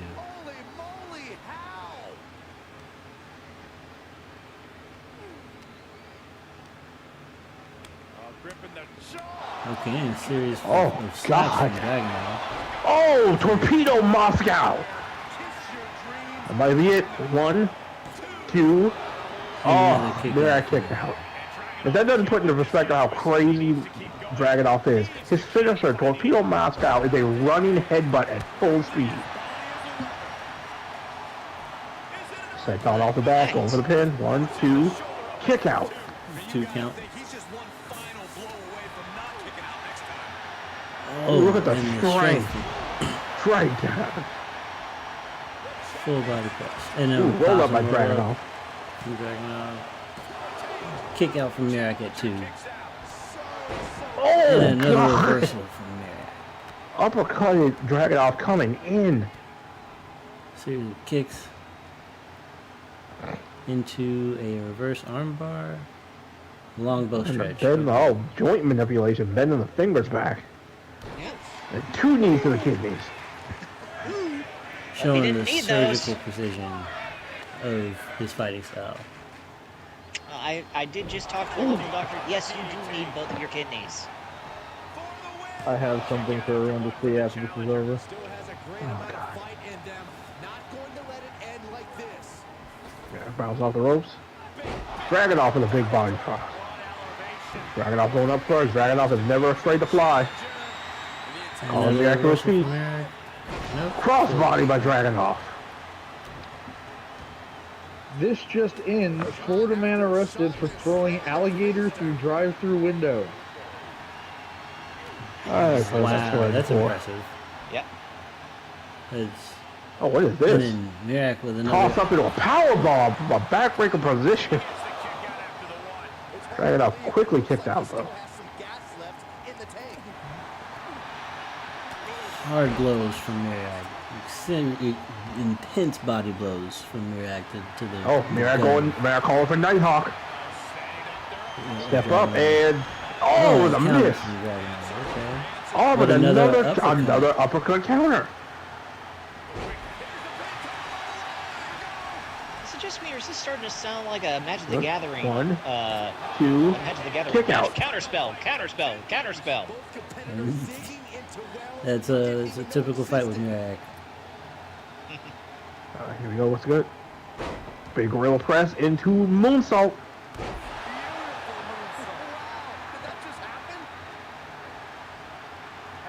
Yeah, throw it up. Golden gun. Golden gun connect. That might be it. For the championship. 2. Dragunov defied and kicks out again. Pulling from the depths of somewhere. Yeah, that's gonna need another golden gun if you want to put this away.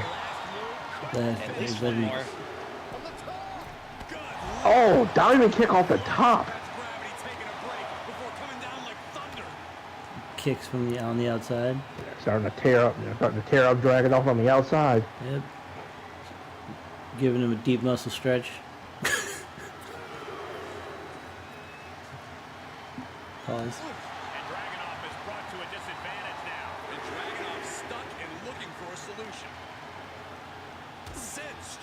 Barricade. Mirak needs to keep his eye on mind on the time because he does not want to be disqualified. Championships cannot change hands by countout. Mirak has to beat Dragunov in the ring. And there he Let's goes. remember that Mirak does have a tendency to enjoy the outside of the ring. Ooh, big elbow drop to the kidney. He's going to Go for the championship. The pin. 1, 2. Dragunov kicks out. Oh, Dragunov fights out again. But now he's ready for a golden gun. Big suplex by Dragunov. Follow up with a kick though. Yet another counter. What the hell? Oh! Roundabout drop into the knee.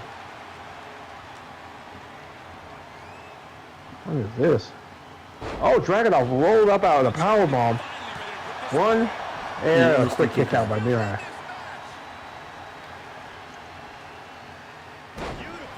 Simple judo toss. Fight back in his last throws, trying to defend his title.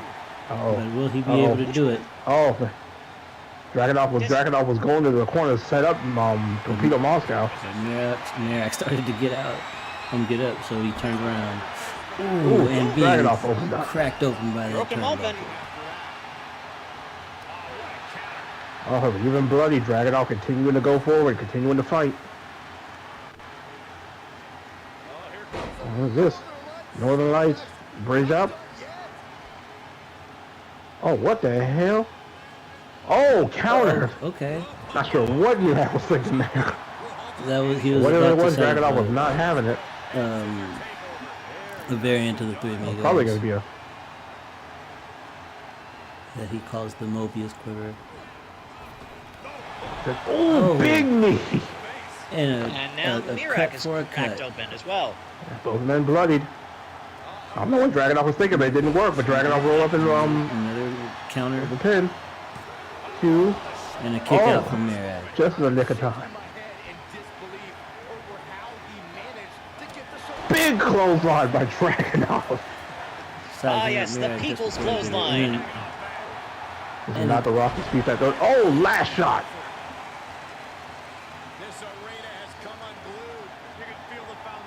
There we go. Is this a golden gun? Something big. Oh, Mirak possibly not be able to get the room.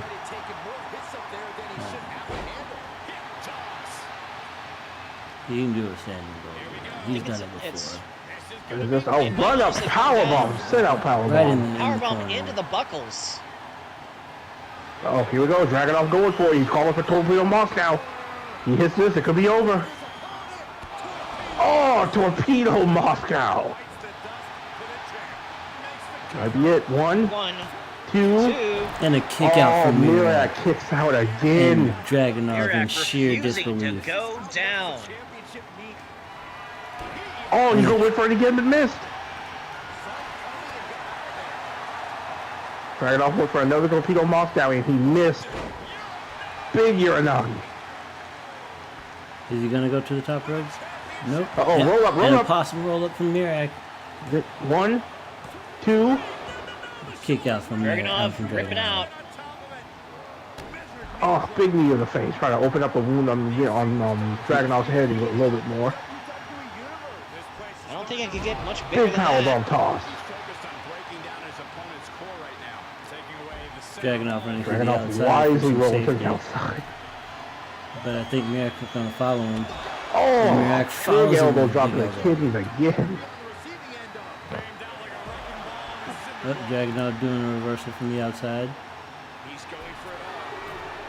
Dragunov going Dragunov up might be thinking high. something big. Oh! And And Mirak Apparently. taunting from the outside. Oh, wow. That's interesting. both fighters apparently suffering a lot of brain damage from the blood loss. Seeing enemies that aren't there. Oh, wait a minute. What's Mirak looking? For? Powerbomb. Rolled up. Samoan drop. And I think he's setting up for setting a up for golden it. gun. Mirak's setting up for something. He has to pull the trigger. Up. Oh, what is this? Oh. Oh. Yep. Wait a minute. Is he going to... Torpedo Moscow. Torpedo Moscow. The move thief strikes again. Torpedo Moscow. The move thief strikes For again. the Is this it? championship. One, two. No. Dragunov kicks out. Refusing to take that. He says you will Dragunov not take refuses not to be taken lose to down by his his own own move. move. Sweet kick. What a match. And Dragunov, I believe, is officially frustrated now. Dragunov looking to put this away. Yeah. One goes on, and another one. Woohoo! Not quite enough. Dragunov needs to put this away. He can't afford to waste another second. Mirak just trying to catch a breath for a second. Dragunov not giving that room to breathe. Trying to build up that stun. Oh, big drop kick into the corner. Oh, Larry. big clothesline. That might be it. One, The rope break. two. Dragunov retains in a fight. Oh my god. That came within a hair on multiple occasions. Mirak even resorting to Dragunov's own torpedo Moscow, which almost seemed to kind of enrage the Mad Dragon. The fact that Mirak was willing to put him down with his own move. Here is your winner. But the NXT champion survives. NXT champion. But you know what? Because that was so fun, we gonna do it again. But we're gonna raise the stakes because next week, Dragunov Mirak 2 Iron Banner match. 30 minutes on the clock, no rules, most pins wins the NXT championship. They're going to need way more than 3 torpedo Moscows for Dragunov to be able to walk away with this championship. But of course, that was absolutely nuts. I'm terrified to see them try to top that on Showdown next week. Yeah, but that was SoulSym Showdown episode 4. Absolutely incredible showing. But now, making a quick switch over, because it's Watch Dogs for the last hour.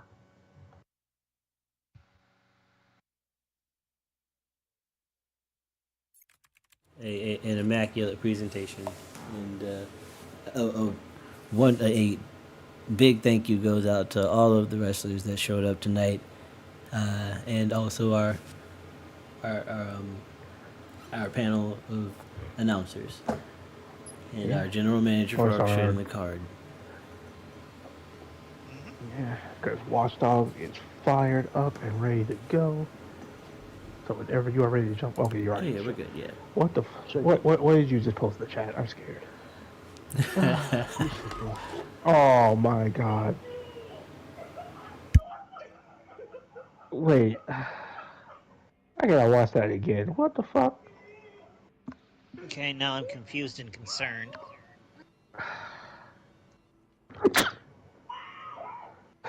It looked the wrong way. This is a horror movie. You've been fucked. Ready? And set.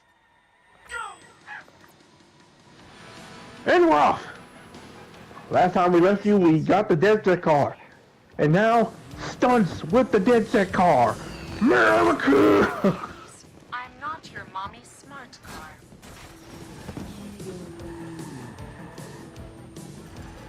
Green, what you got planned for the rest of the night? All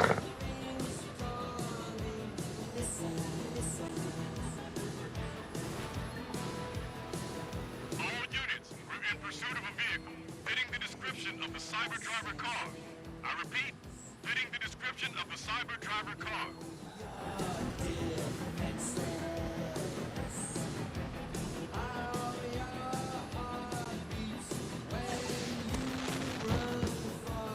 We're gonna mess with the cops.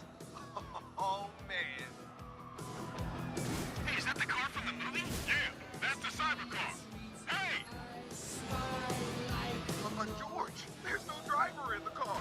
Oh, George, you need to get your eyes checked. Holy jumping frogs! There's no driver in that car.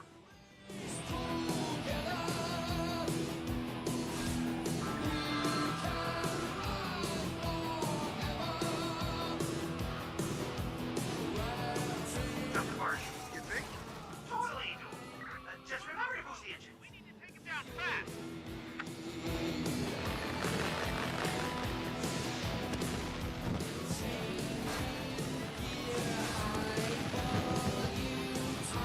Marcus, We're on the news. already? They won't change me. Live on the scene, we're getting reports of the cyber driver car performing spectacular stunts around town. The one-of-a-kind car is drawing quite a crowd. It could be a marketing stunt for the upcoming release of action thriller Cyber Driver. We're able to get a closer look at the Cyber Driver car as it races through the city. And it seems that there's no driver.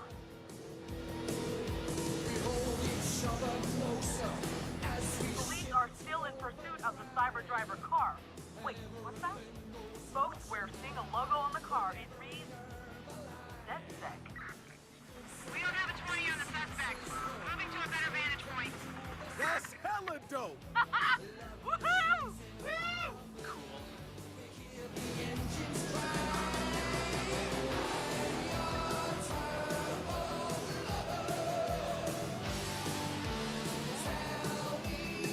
Ellie shouldn't have risked their reputation by dealing with the studio at all.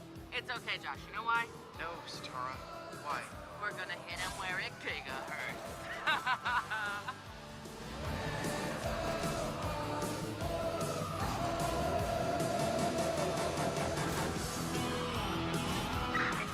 In pursuit! Go get him!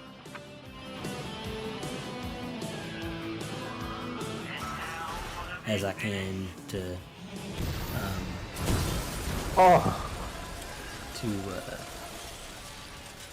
get that out there, or to to circulate it around, and if something happens in the next 4 months, which Destiny has, which Bungie has shown the capacity to be able to make massive changes or massive design projects, milestones in a 3-month period. So, I mean, if it happens at launch, cool. If it doesn't happen ever, also cool. But I have to at least make my attempt.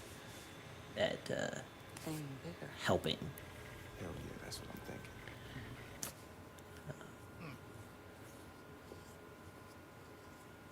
Yeah. So, that and also laying out plot points for Channel for for sad people, am I right? the That's them. Come on. for Smash Effect. Codename Smash Effect.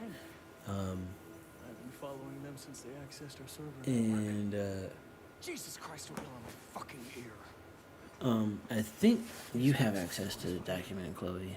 I don't know if you have a minute or would want to take a look. We're working with the Zulu. Not at the moment. I'm pretty tired from the interview today. Speaking of which, I had a job interview today, in case I hadn't said that. Woo! Nice. Nice. Boom, boom. So basically, gentlemen, what he's saying in summary is the bird is most definitely the word.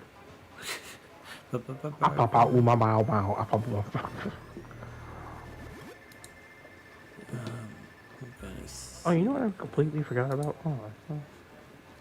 Where is it? It's in here somewhere. Yeah. Yeah, it's in here. Okay. Yay! Great. Marcus, those Nudon parasites got our recruitment video killed.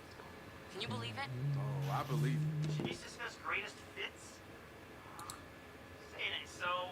What are we gonna do about it? Come by the hackerspace when you have a minute and we'll figure out the best way to pay them back. I love how they radioed me to come back to the hackerspace. Not like I'm not in the goddamn hackerspace.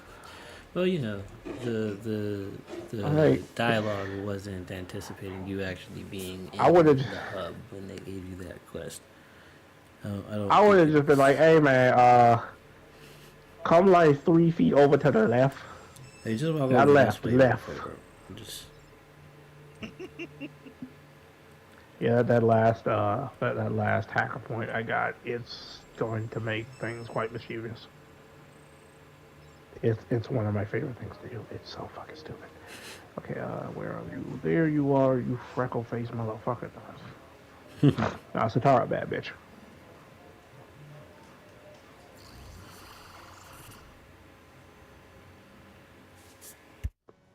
Nudon wants to step into the ring with us. They got our recruitment video killed on all the big Oh yeah, the new Dawn mission. and threatened to sue anyone who hosts it. This is gonna cost us a lot of followers. DMCA takedown. Annoying. This is worse than annoying. This is a declaration of war. I will not be censored. Hey, Nudon's a fucking scam. With rich people throwing away their money for some elitist circle jerk shit. This could be big for us.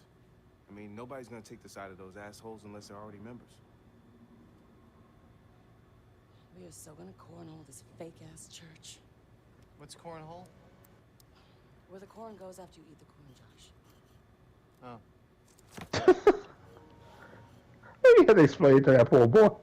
They don't like us using footage of their celebrity whore, Jimmy Siska. So let's start with him. He's our highest profile spokesperson. But it's Jimmy Siska. I mean, when I was a kid, I had the Siska glasses, the pop collar. I even knew every line to open wounds. Dude, me too.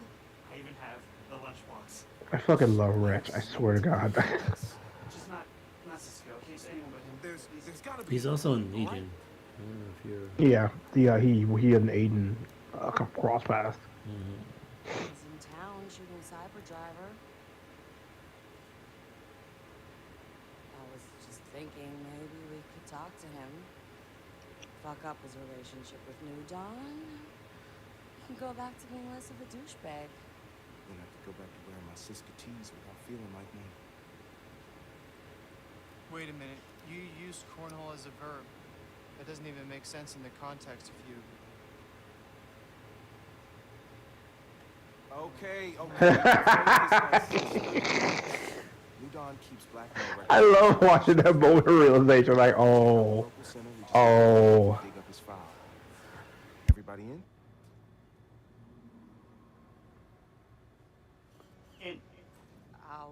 round up the locals and I'll meet you there. Let the cornholing begin. You heard the man. Oh, God in heaven. Cornhole. I don't want the quietest man in the room to be like, let the cornhole begin.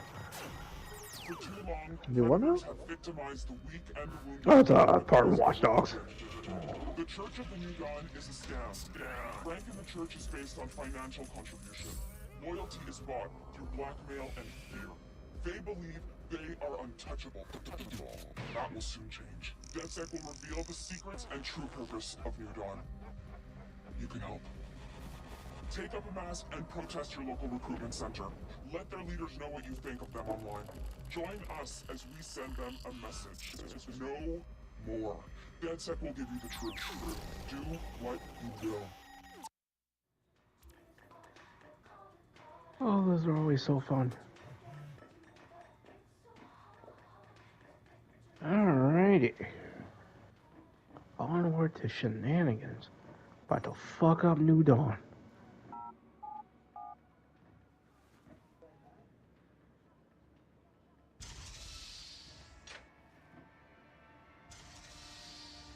Alright, let's see what kind of mayhem we can get into this evening.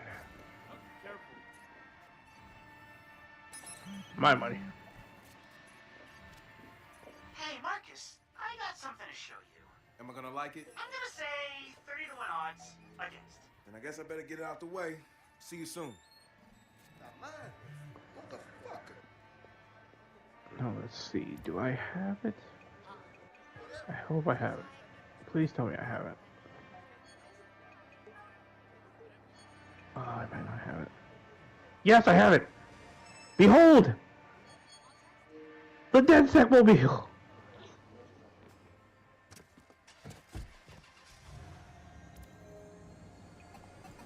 Kareem, you said you wanted to do D&D possibly, or sorry, Boulders Thursday and Friday? Remnant Thursday so we can finish the story, unless you just want to do Baldur's Thursday and Friday. No, that's fine. But actually what I was thinking about it, is if you wanted, since it doesn't look like the TMNT thing on Fortnite is going to be out on Tuesday, what if we did Remnant on Tuesday, finish it up, and then we could have Thursday and Friday for Boulders? Okay. That's actually a pretty good idea. Yeah. That Especially if you're close enough to near the end to where you could just like burn through the rest of it by Tuesday.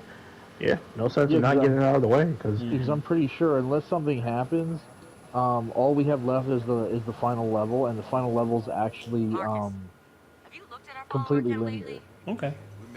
Like there's no variation. There's some there's like 1 or 2 side objectives, but everything else is just this room, that room. It's all straight line paths. Okay. Yeah. So we can probably knock that out maybe in half the stream and then finish it out with Fortnite on Tuesday if you wanted. Okay. But if I read that thing for the TMNT correctly, that still has like 3.5 days left. Right. That won't be here till so like that might be Thursday coming or out. Friday. Exactly. So.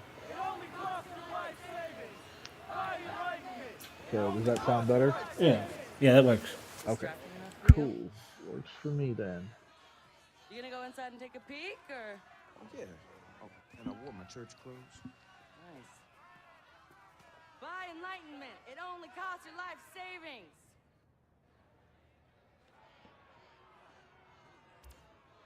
Alright, time to go make people cry. funny, I was about to do the same thing. We're about to go to battle with these fuckers. I need anything shady you can find. So now, if we want to pick up the fun of this game versus the first Watch Dogs. I was whether there's fun to be had in that game? Oh, yes, yes, yes, the fact there is, sir. I don't know. Personally, I'd rather play Destiny 2. Wow. Well, Bungie didn't make this. They like their fans here. No, I'm joking. But Bungie likes their fans too. They just don't know how to manage their time. Which is sad, considering that there are 600 of them. Well, actually, I'm sorry. They had to let go 25%, so I had to go 100. So there's just under 500 developers or designers at designers, programmers, writers, team members. But still, a team of 475 is a pretty big team if you coordinate it appropriately. Like, how many? What we're gonna do here is How we're many going to level start designers do you have? causing chaos. How many writers? You make a team that has one member of every other department in it, coordinating the themes and coordinating the themes of either a given location. Well, yes, a given location and one of the enemy factions to focus on narratively. And you have there we go monthly coordination meetings between all of the individual sub-team leads and the writer of that sub-team, so that everything flows narratively and there's coordination between what's prioritized as far as timeline, so that the sub-teams know how much pressure and crunch they need to apply to get what they need done to the floor. So that way you don't have the entire the whole studio crunching at the same time, trying to just work on whatever is available so that they can get stuff out the door. There are very specific things that a very small portion of the team is responsible for, that you can very clearly look at and say, this will fix, or we need to tighten up here, we need to send somebody over here to help out because this division or these three divisions have already finished their stuff and we don't really have that much pressure on them right now, or they're pretty close to being done, so we can take a person from over there for a week or two. Oh no, this is going bad. To help get things back in line. Shit. And because it's a small team, there's not a whole lot of people trying to catch somebody up on something, on different things. It's a very specific, hey, this is what we need right now. Can you do this? And again, this I do understand that this is in theory, and that in real time it is a little messier than that. But if there's the gaming industry does have something similar to that. They're called strike teams. They're supposed to be individual, small groups of, multi-department teams trying to help deal with a problem. The problem is that sometimes the problems that they are trying to solve are too big. They're not given enough time, enough resources, and it's just kind of comes down to, all right, this is the best we can do with the 2 weeks you gave us. Yeah, and instead of putting a strike team together as a sort of triage, they would be structured that way from the very beginning of development to avoid not being able to do the job, I can't do this. There are 95%. Ah, look at that. Did all that, didn't you have to get in there, have to go in a goddamn building. Mark.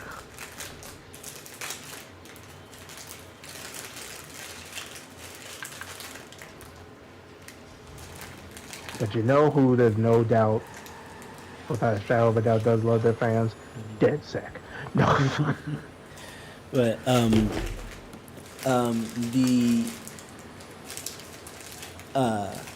the point of structuring your, basically separating the entire studio into strike teams from the beginning of development for a live service game is that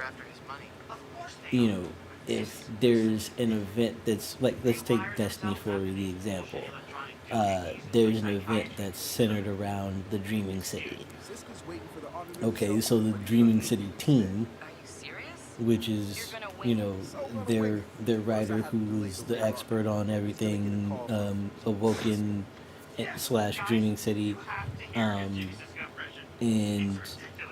the design team that's been playing around with different stuff that and you know, this is just Jimmy, right. Right. I was just about to leave. How's it going? Not good. a possible stress reliever for the company, but each strike team would essentially or effectively have a campaign running within the narrative that they're trying to present. So that way there's this constant, this near constant ruminating on their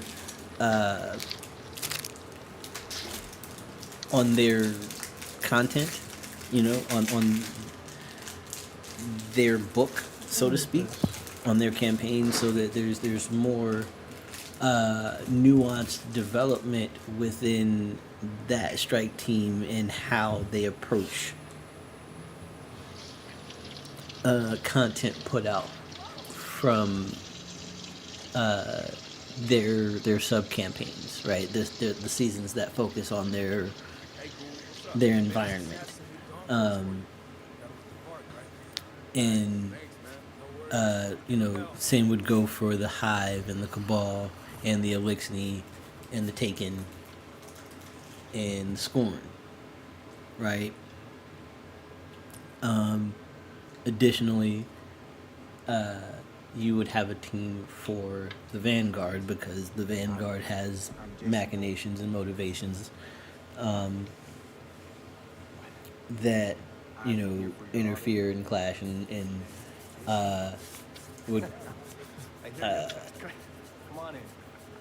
could lead to possible interactions with the other factions based off of what they're trying to do. So that's the point of having monthly coordination meetings or quarterly coordination meetings, whatever the timeline we set out is. I say monthly so that design pivots can be made more accurately. But no, logistics will be what they are. It almost sounds like you kind of want to do like, it might be fun to actually sort of pit each team essentially against the other teams. Mhm. Basically, it's like, okay, Chuck, you are now the hidden hand behind the Cabal. Yes. Try to take over the Soul System. Have fun. Right.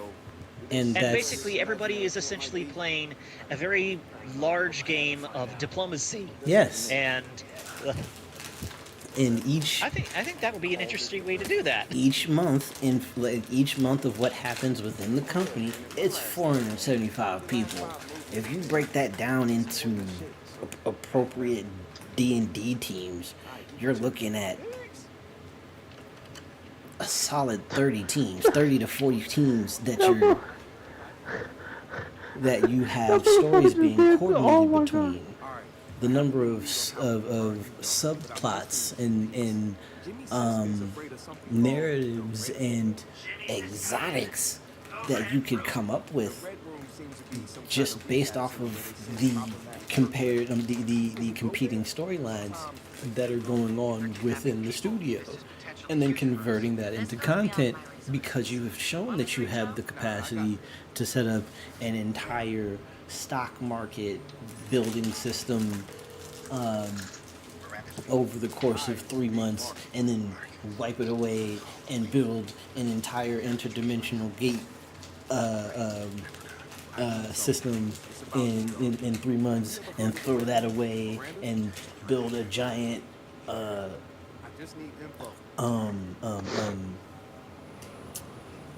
build a giant transdimensional space bridge and search for lost fade walkers for 3 months and throw that away. You dedicate an entire year to building up 4 very specific, very unique situations and scenarios just to throw it away at the end of the year with the next major expansion. So if you're going to do that, why not have a narrative running inside the studio that fuels that content, that would produce way more content than you could ever really, like, realistically catch up with, and you could keep the game going theoretically forever. Because I'm just thinking about it from like the Cabal's perspective, because they're very combative in nature, right, and very combative within each other. I assume. Yeah, very much so. And like how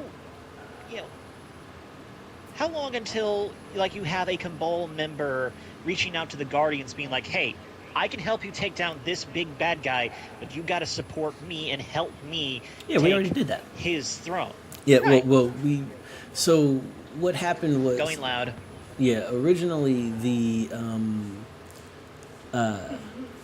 emperor was Callus. Then Callus was deposed by a group of people who included his daughter, his protege, his mentor, and a couple of other diplomats.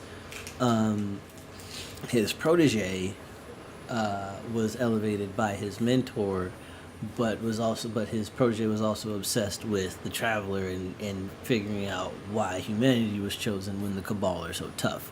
So that's who invaded at the beginning of Destiny 2, Gaul. He figured out how to steal our light, but he couldn't contain it while also fighting just a single reconstituted Guardian. So he died, but the remnants of his legion were still in the area, and then Keitel, the former emperor's daughter, shows up, and she's like, "Hey, we lost our homeworld because my mentor fell victim to the Hive and performed a ritual that allowed their war queen to just like take over our stuff. So we need you to bend the knee to us and help us take out the Hive." And we was like, we don't bow to nobody. Like we gonna scrap about, like we can be allies. If you need help, we can help you, but we ain't bowing to nobody. No. You need to bend the knee. All right, well, we gonna settle this with your cultures thing. How do we do that? The trial by combat thing. What do you call that? This is Battlegrounds is a Cabal tradition where someone wants to take down a warlord or someone of significant rank, and they challenge them to open combat. So they have to battle through that person's forces to get to the leader themselves, and then also have the strength to best the leader. That's just Cabal culture.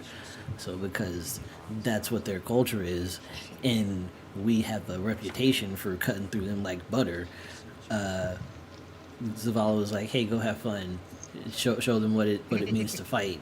And he was like, "Actually, as a matter of fact, I'm gonna put Lord Saladin, the leader of the Iron Legion, the guy that runs the Iron Banner, the Iron Lords. I'm sorry. Let's see what I can do here. Lord Saladin led us in Battlegrounds because that's what the Iron Lords used to do, was take down other they took down rogue warlords. So we make peace, or we reach a point where we've taken out literally every champion that Kaido has and force her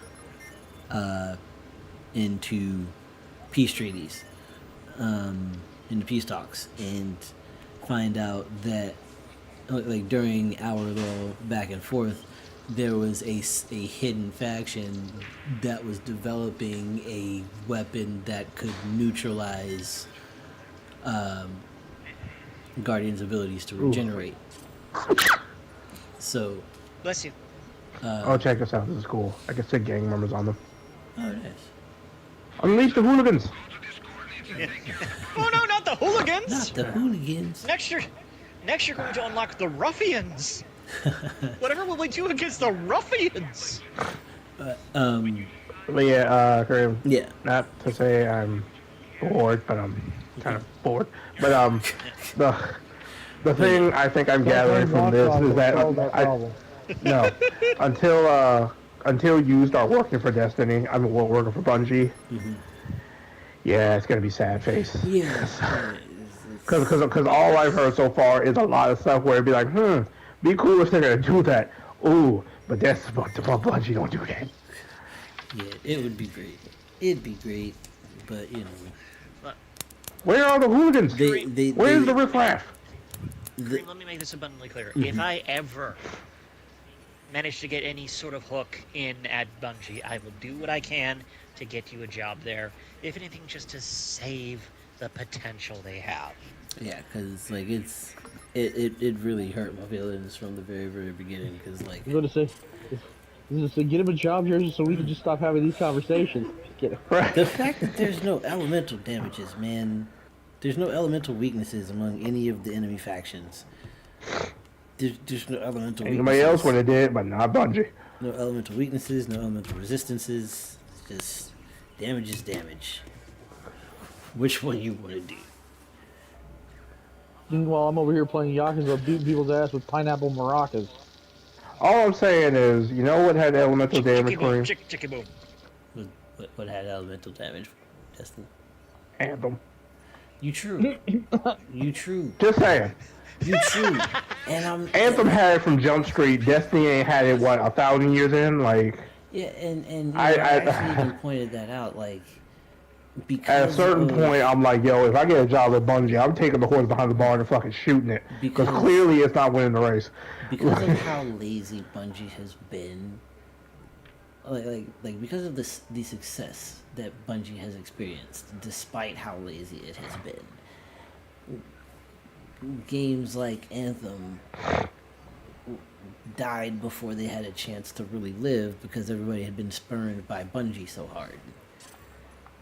Like, developers thought that they could do what Bungie did and still survive, and the community was like, nah, I did this with Bungie, I'm not gonna do this again. So a lot of games that could have pivoted and fixed themselves never even got enough resources to really make that change. Like, Anthem was in the process of doing it, and EA pulled the plug because they had to delay one too many times.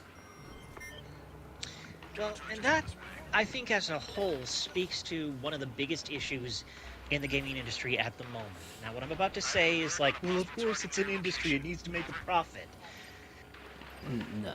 But you have all of these people who are just focused on short-term gains. Mm-hmm. They are more than willing to burn a studio down to the ground with the excuse of, well, it just didn't, we just didn't make back enough. How much did you fucking want? Just, you can't have, eternal, constant, unrelenting growth. Studios need to have internal money, people, so that the industry is not dependent on external investors like it currently is. Because a lot of publishers don't actually have their own funds. They use investor resources, and because let me know when you're finished with that. Yeah. So with investors, there's a lot of restrictions that come with having somebody else's money in your pocket, and because moving money has changed so much, and so many corporations are still working like it's 1990 or early 2000s instead of the year that it currently is.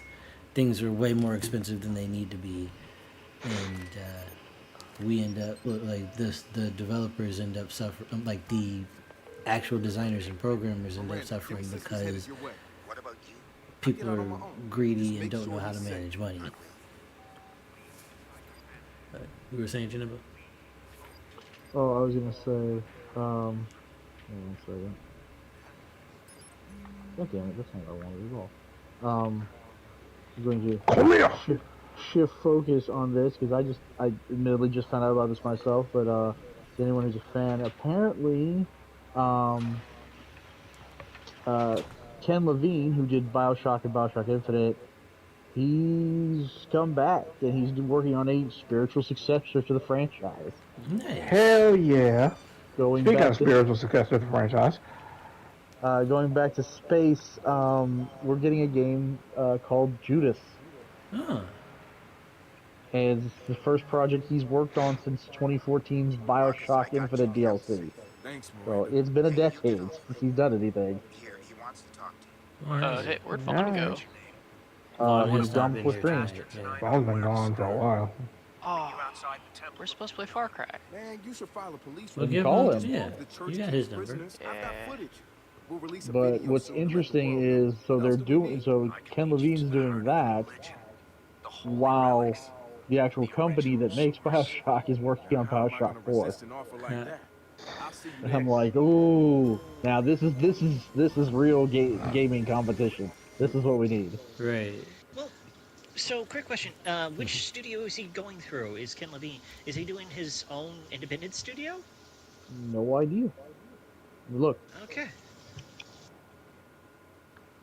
That's very interesting. I kind of hope that he's able to just do just an indie studio, because that'll be, I think, a real test.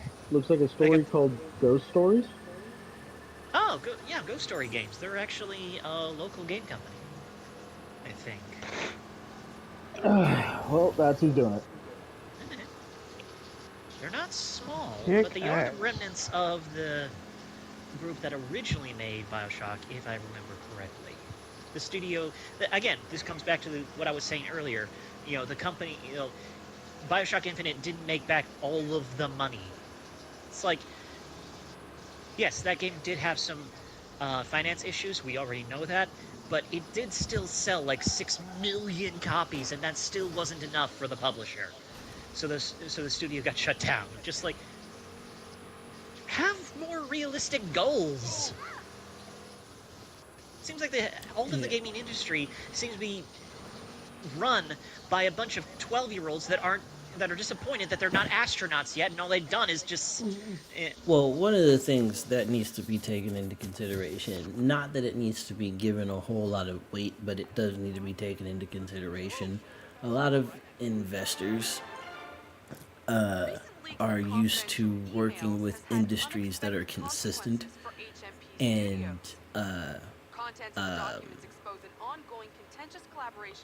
they're consistent and punctual, right?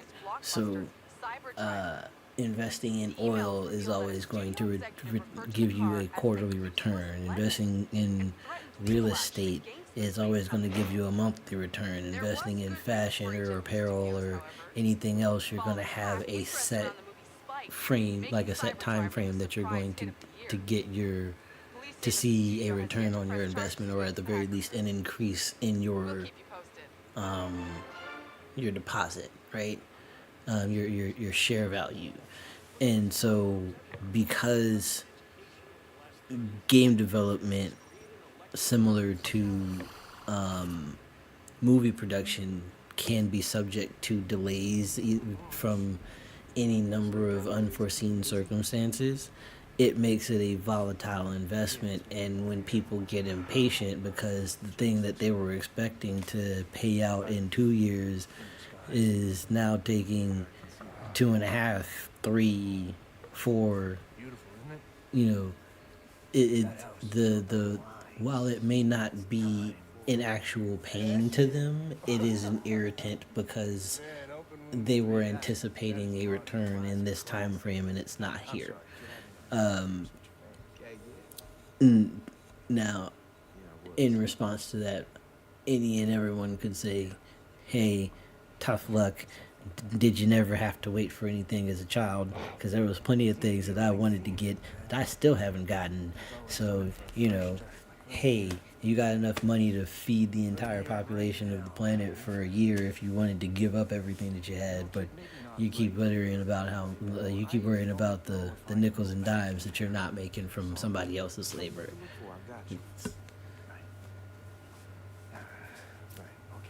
See both sides, but one side doesn't have a justifiable reason. Like, their reason is not justified. Yeah. Unfortunately, they are the people who hold the purse strings in. Yeah, it's... Which is why it is best that if I may, I'd like to turn to every single big-time investor who is just, and I see primarily just trying to use the gaming industry as a quick turnaround scheme to try and make some money. Just basically, if you're looking at the gaming industry as basically the equivalent of the stock market, trying to buy, trying to invest low and sell high, do every single game designer and game developer a favor and stay the fuck out of my industry. Because that's not how we work. Don't want you, we don't need you, and we will be better off without you. Go fuck yourself. So, well, technically you do need them. That's why companies are expensive. I'm fine with you. I would... you folks sound like you're having a riveting conversation about gaming industry. I'm assuming Destiny popped up at one point in time because more than once. Riveting, I feel like is a stretch.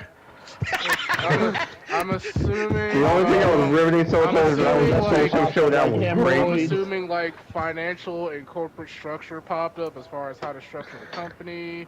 Did I miss anything in this part? Look, I'll put it to you like this, Mac. Mama Vaughn won the women's championship. And after that,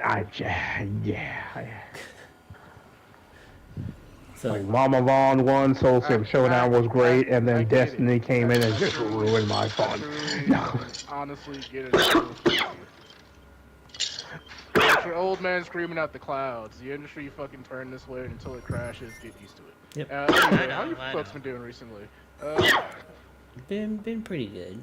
Alright. Working on stuff. Are you just like chilling on the back of my chair? What's happening now? The video I just posted in the group. That's the trailer. Yeah, it looks dope.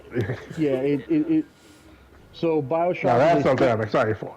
BioShock was a spiritual successor to System Shock, even though they were vastly different in like tonal genre. But this looks like just BioShock in space, and I could not be more happy with that.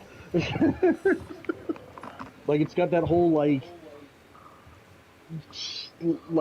extension on the glitz and glamour of like the 50s, but they still put it like in space, and it's like, nah, this is fucking great. I'm doing pretty well. I had a good job interview today. And I've got 2 more this week. One of them with Squanch Games. Squanch. Interesting. They are a game studio at the head of... Yep. Fuck. I don't know what to do now. Yeah, there's a map. Figure it out. I have a suggestion for you. Huh. Kill the Batman. Well, I was talking about video games to play.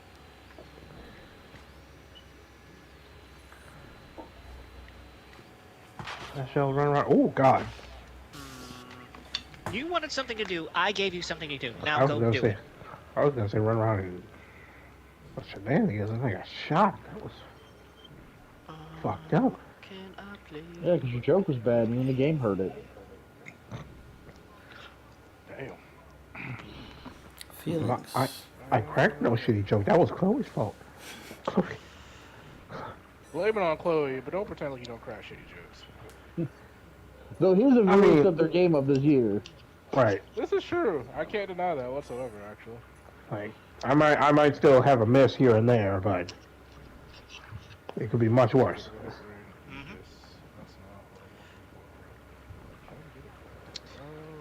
And I'm ending the night with steak. Oh, fun thing. I wanted to change my ringtone because I've had the same ringtone since I was like in middle school. So now my ringtone is "Who Can It Be Now" by Men at Work. So if I ever get a call and I don't because I have specific ringtones for people in my phone, but like if you're not one of those people, I really don't care if you call me or not. Do I have a custom ringtone? I haven't put in all the custom ringtones in yet, but I don't know what to put for yours. Cause I'll have to buy these. Changing your ringtone in California is also called bleaching your butthole. What? And this is why we don't go to California. There's always weird shit over there, man. It's like the new Florida, but sad. You know how far you have to fall to be the new Florida? Yeah, I feel like that's far, way farther than that. I'm just saying. Yeah, you gotta far very far. No. See, I would still go and like take a vacation to Florida. I will refuse to go take a vacation in California. Fuck no. Have you been to Florida before? Cause you full of shit at that point. I went to Florida for one reason, and it was to leave Florida on a boat. We live a state up from Florida. I still not fucking going there, guys. Northern California is still fine. The last time I was in Florida was because Spirit Airlines fucked up my flight. Alright? It was... I got family in Florida. I legally can't. You know what, Cream, that makes sense.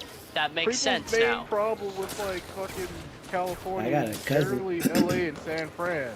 The rest of it's not that fucking bad. I got a cousin who You know, Cream has regularly- changed my mind because all the stories of Cream's family said now he's saying they're from Florida. No. Tracks. My dad's family's from Florida. That makes sense. so much. Yeah. But my dad was born in New York. Good luck, nigga. That's all I can tell you guys. my dad was born in New York. I second that emotion. No. But, yeah, you know, my grandfather was a Marine. Sorry, my grandfather was in the Navy. Well, my dad's dad was in the Navy. My mom's dad was a Marine.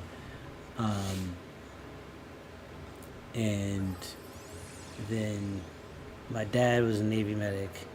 My mom was a Navy communications person. And then I was going to be an Army communications person, but my body said, no, stop what you're doing. Don't be a crazy person. You can't handle this. Just cut it out. It was like, but my family though, it was like, nah, bro. You don't need that. It's not where your life is. But anyways, so yeah, lots of military people in my family, and as such, my dad's siblings were born like all over the place, but the majority of their upbringing was between New York and Florida.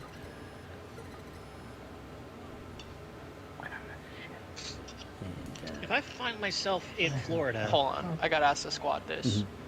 Alright, boys and ladies. Actually, we're the only ones that have never Should I treat lived myself in Florida. or should I treat myself? Treat yourself. Which one though? Treat myself or treat myself? Do the big one. All right, cool. I'm getting Super Citizen Edition of Helldivers. Of course. See you there. If going back to Florida. Oh, if sick! The armor is dope. If I find myself in Florida, based You're on on how your it's own. currently being run, it just becomes that scene from that fugitive of just Harrison Ford running and the other guy going, I want every outhouse, in-house, outhouse searched. Hey, she can't have gotten far. It's just like, crap. Welcome to the 5th level. Chloe, the fact that you think you're gonna survive being in a Florida outhouse more than 10 seconds might be a lot of your problem. I think it's more of, you guys remember the movie Escape from LA? Well, they tried to be Florida, but no one would take the job, so. Nobody's will when you fucking go down there, you shouldn't have. All right, Nicky Cage, we got a great new movie idea for you. Have you ever seen Escape from LA? Yes, I have. We're gonna do that, but in Florida. Hell no! And I'm Nicolas Cage, and I go in and I do every game. Why aren't they in a museum? I mean, what gives the church the right to keep these people away from us? Let's find out. Oh, it says do not touch, but I really want to did a good job with the steak. I hope so. You didn't do a good job on the joke. They're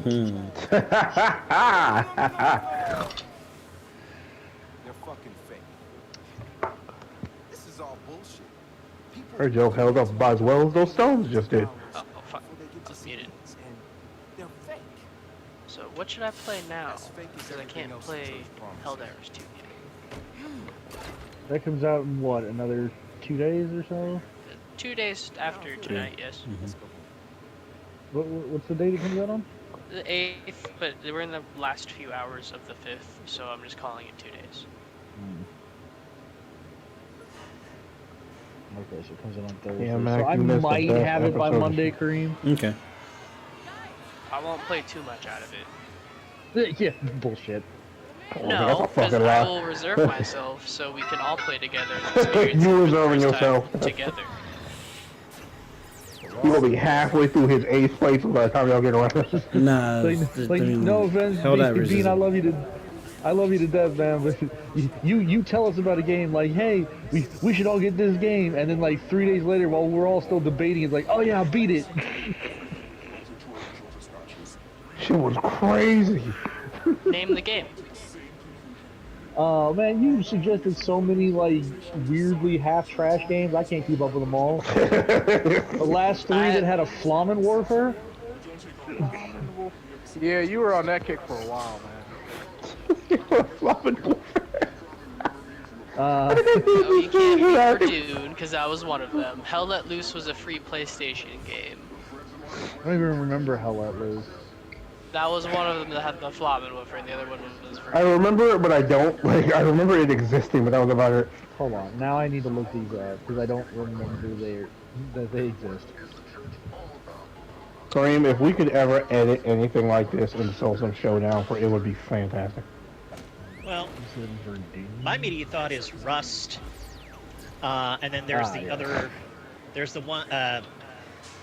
Russian Badger did a video on it. Insurgency. Insurgency. Yeah. Still playing that. Love it. Amazing. And you can't beat the game. Well, it's because it's multiplayer only, right? It's multiplayer or co-op, yeah. Yeah, but so You and can so also is Verdun. you can also single player it, yeah. So is Verdun, though, right? Verdun, no, that one was multiplayer only. Yeah. But that one was like multiplayer objective based, where like, but yeah. And It then what seemed was the first chaotic one? enough to be fun to play on stream. I'll be back, everybody. Have a great evening. Okay. Good night, Chloe. And what was the Laters. first one again, B? So it was Hell Let Verdun, Loose. Hell Let Loose, yeah. That one was also a multiplayer only, but co-op based objective. But you could still have fun with it. Oh, okay. Well, that one I remember why I didn't pick up. It was PS5 only at the time. So Oh, because you only had a PS4, yeah. Yeah, that was the other reason. A lot of the stuff you were picking was PS5 only. Oh, that's fine. I'm getting Helldivers, or I'm renting Helldivers too, so it's good. Hello, what's this now? Yeah, 2 days, 4 hours, 4 minutes, and 26 seconds. Yeah, so you have over 48 hours into the game.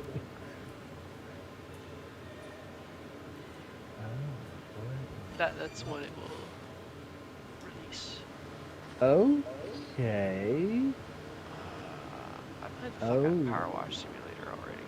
Alright, is this multiplayer? What is this? Not really feeling Dragon Age Inquisition.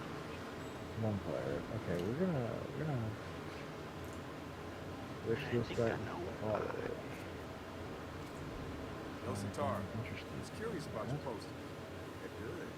But anyway, back to my garden. I have people to hurt. They are art. Corey, we can call it there if you want. That's basically the last. That's not probably gonna get out of the way. Bet. So that'll be where we end our stream for tonight. This has been another edition of SoulSym Plays. I have been your host, SoulSym Mirak, and with us this evening was our general manager of SoulSym Showdown, Destin. Iron Banner match next week, bitches. You heard Chloe dip out just now, and we also had Janemba. Coconuts everywhere, coconuts. And last but certainly, yes. Oh, sorry. We had Larace Bean.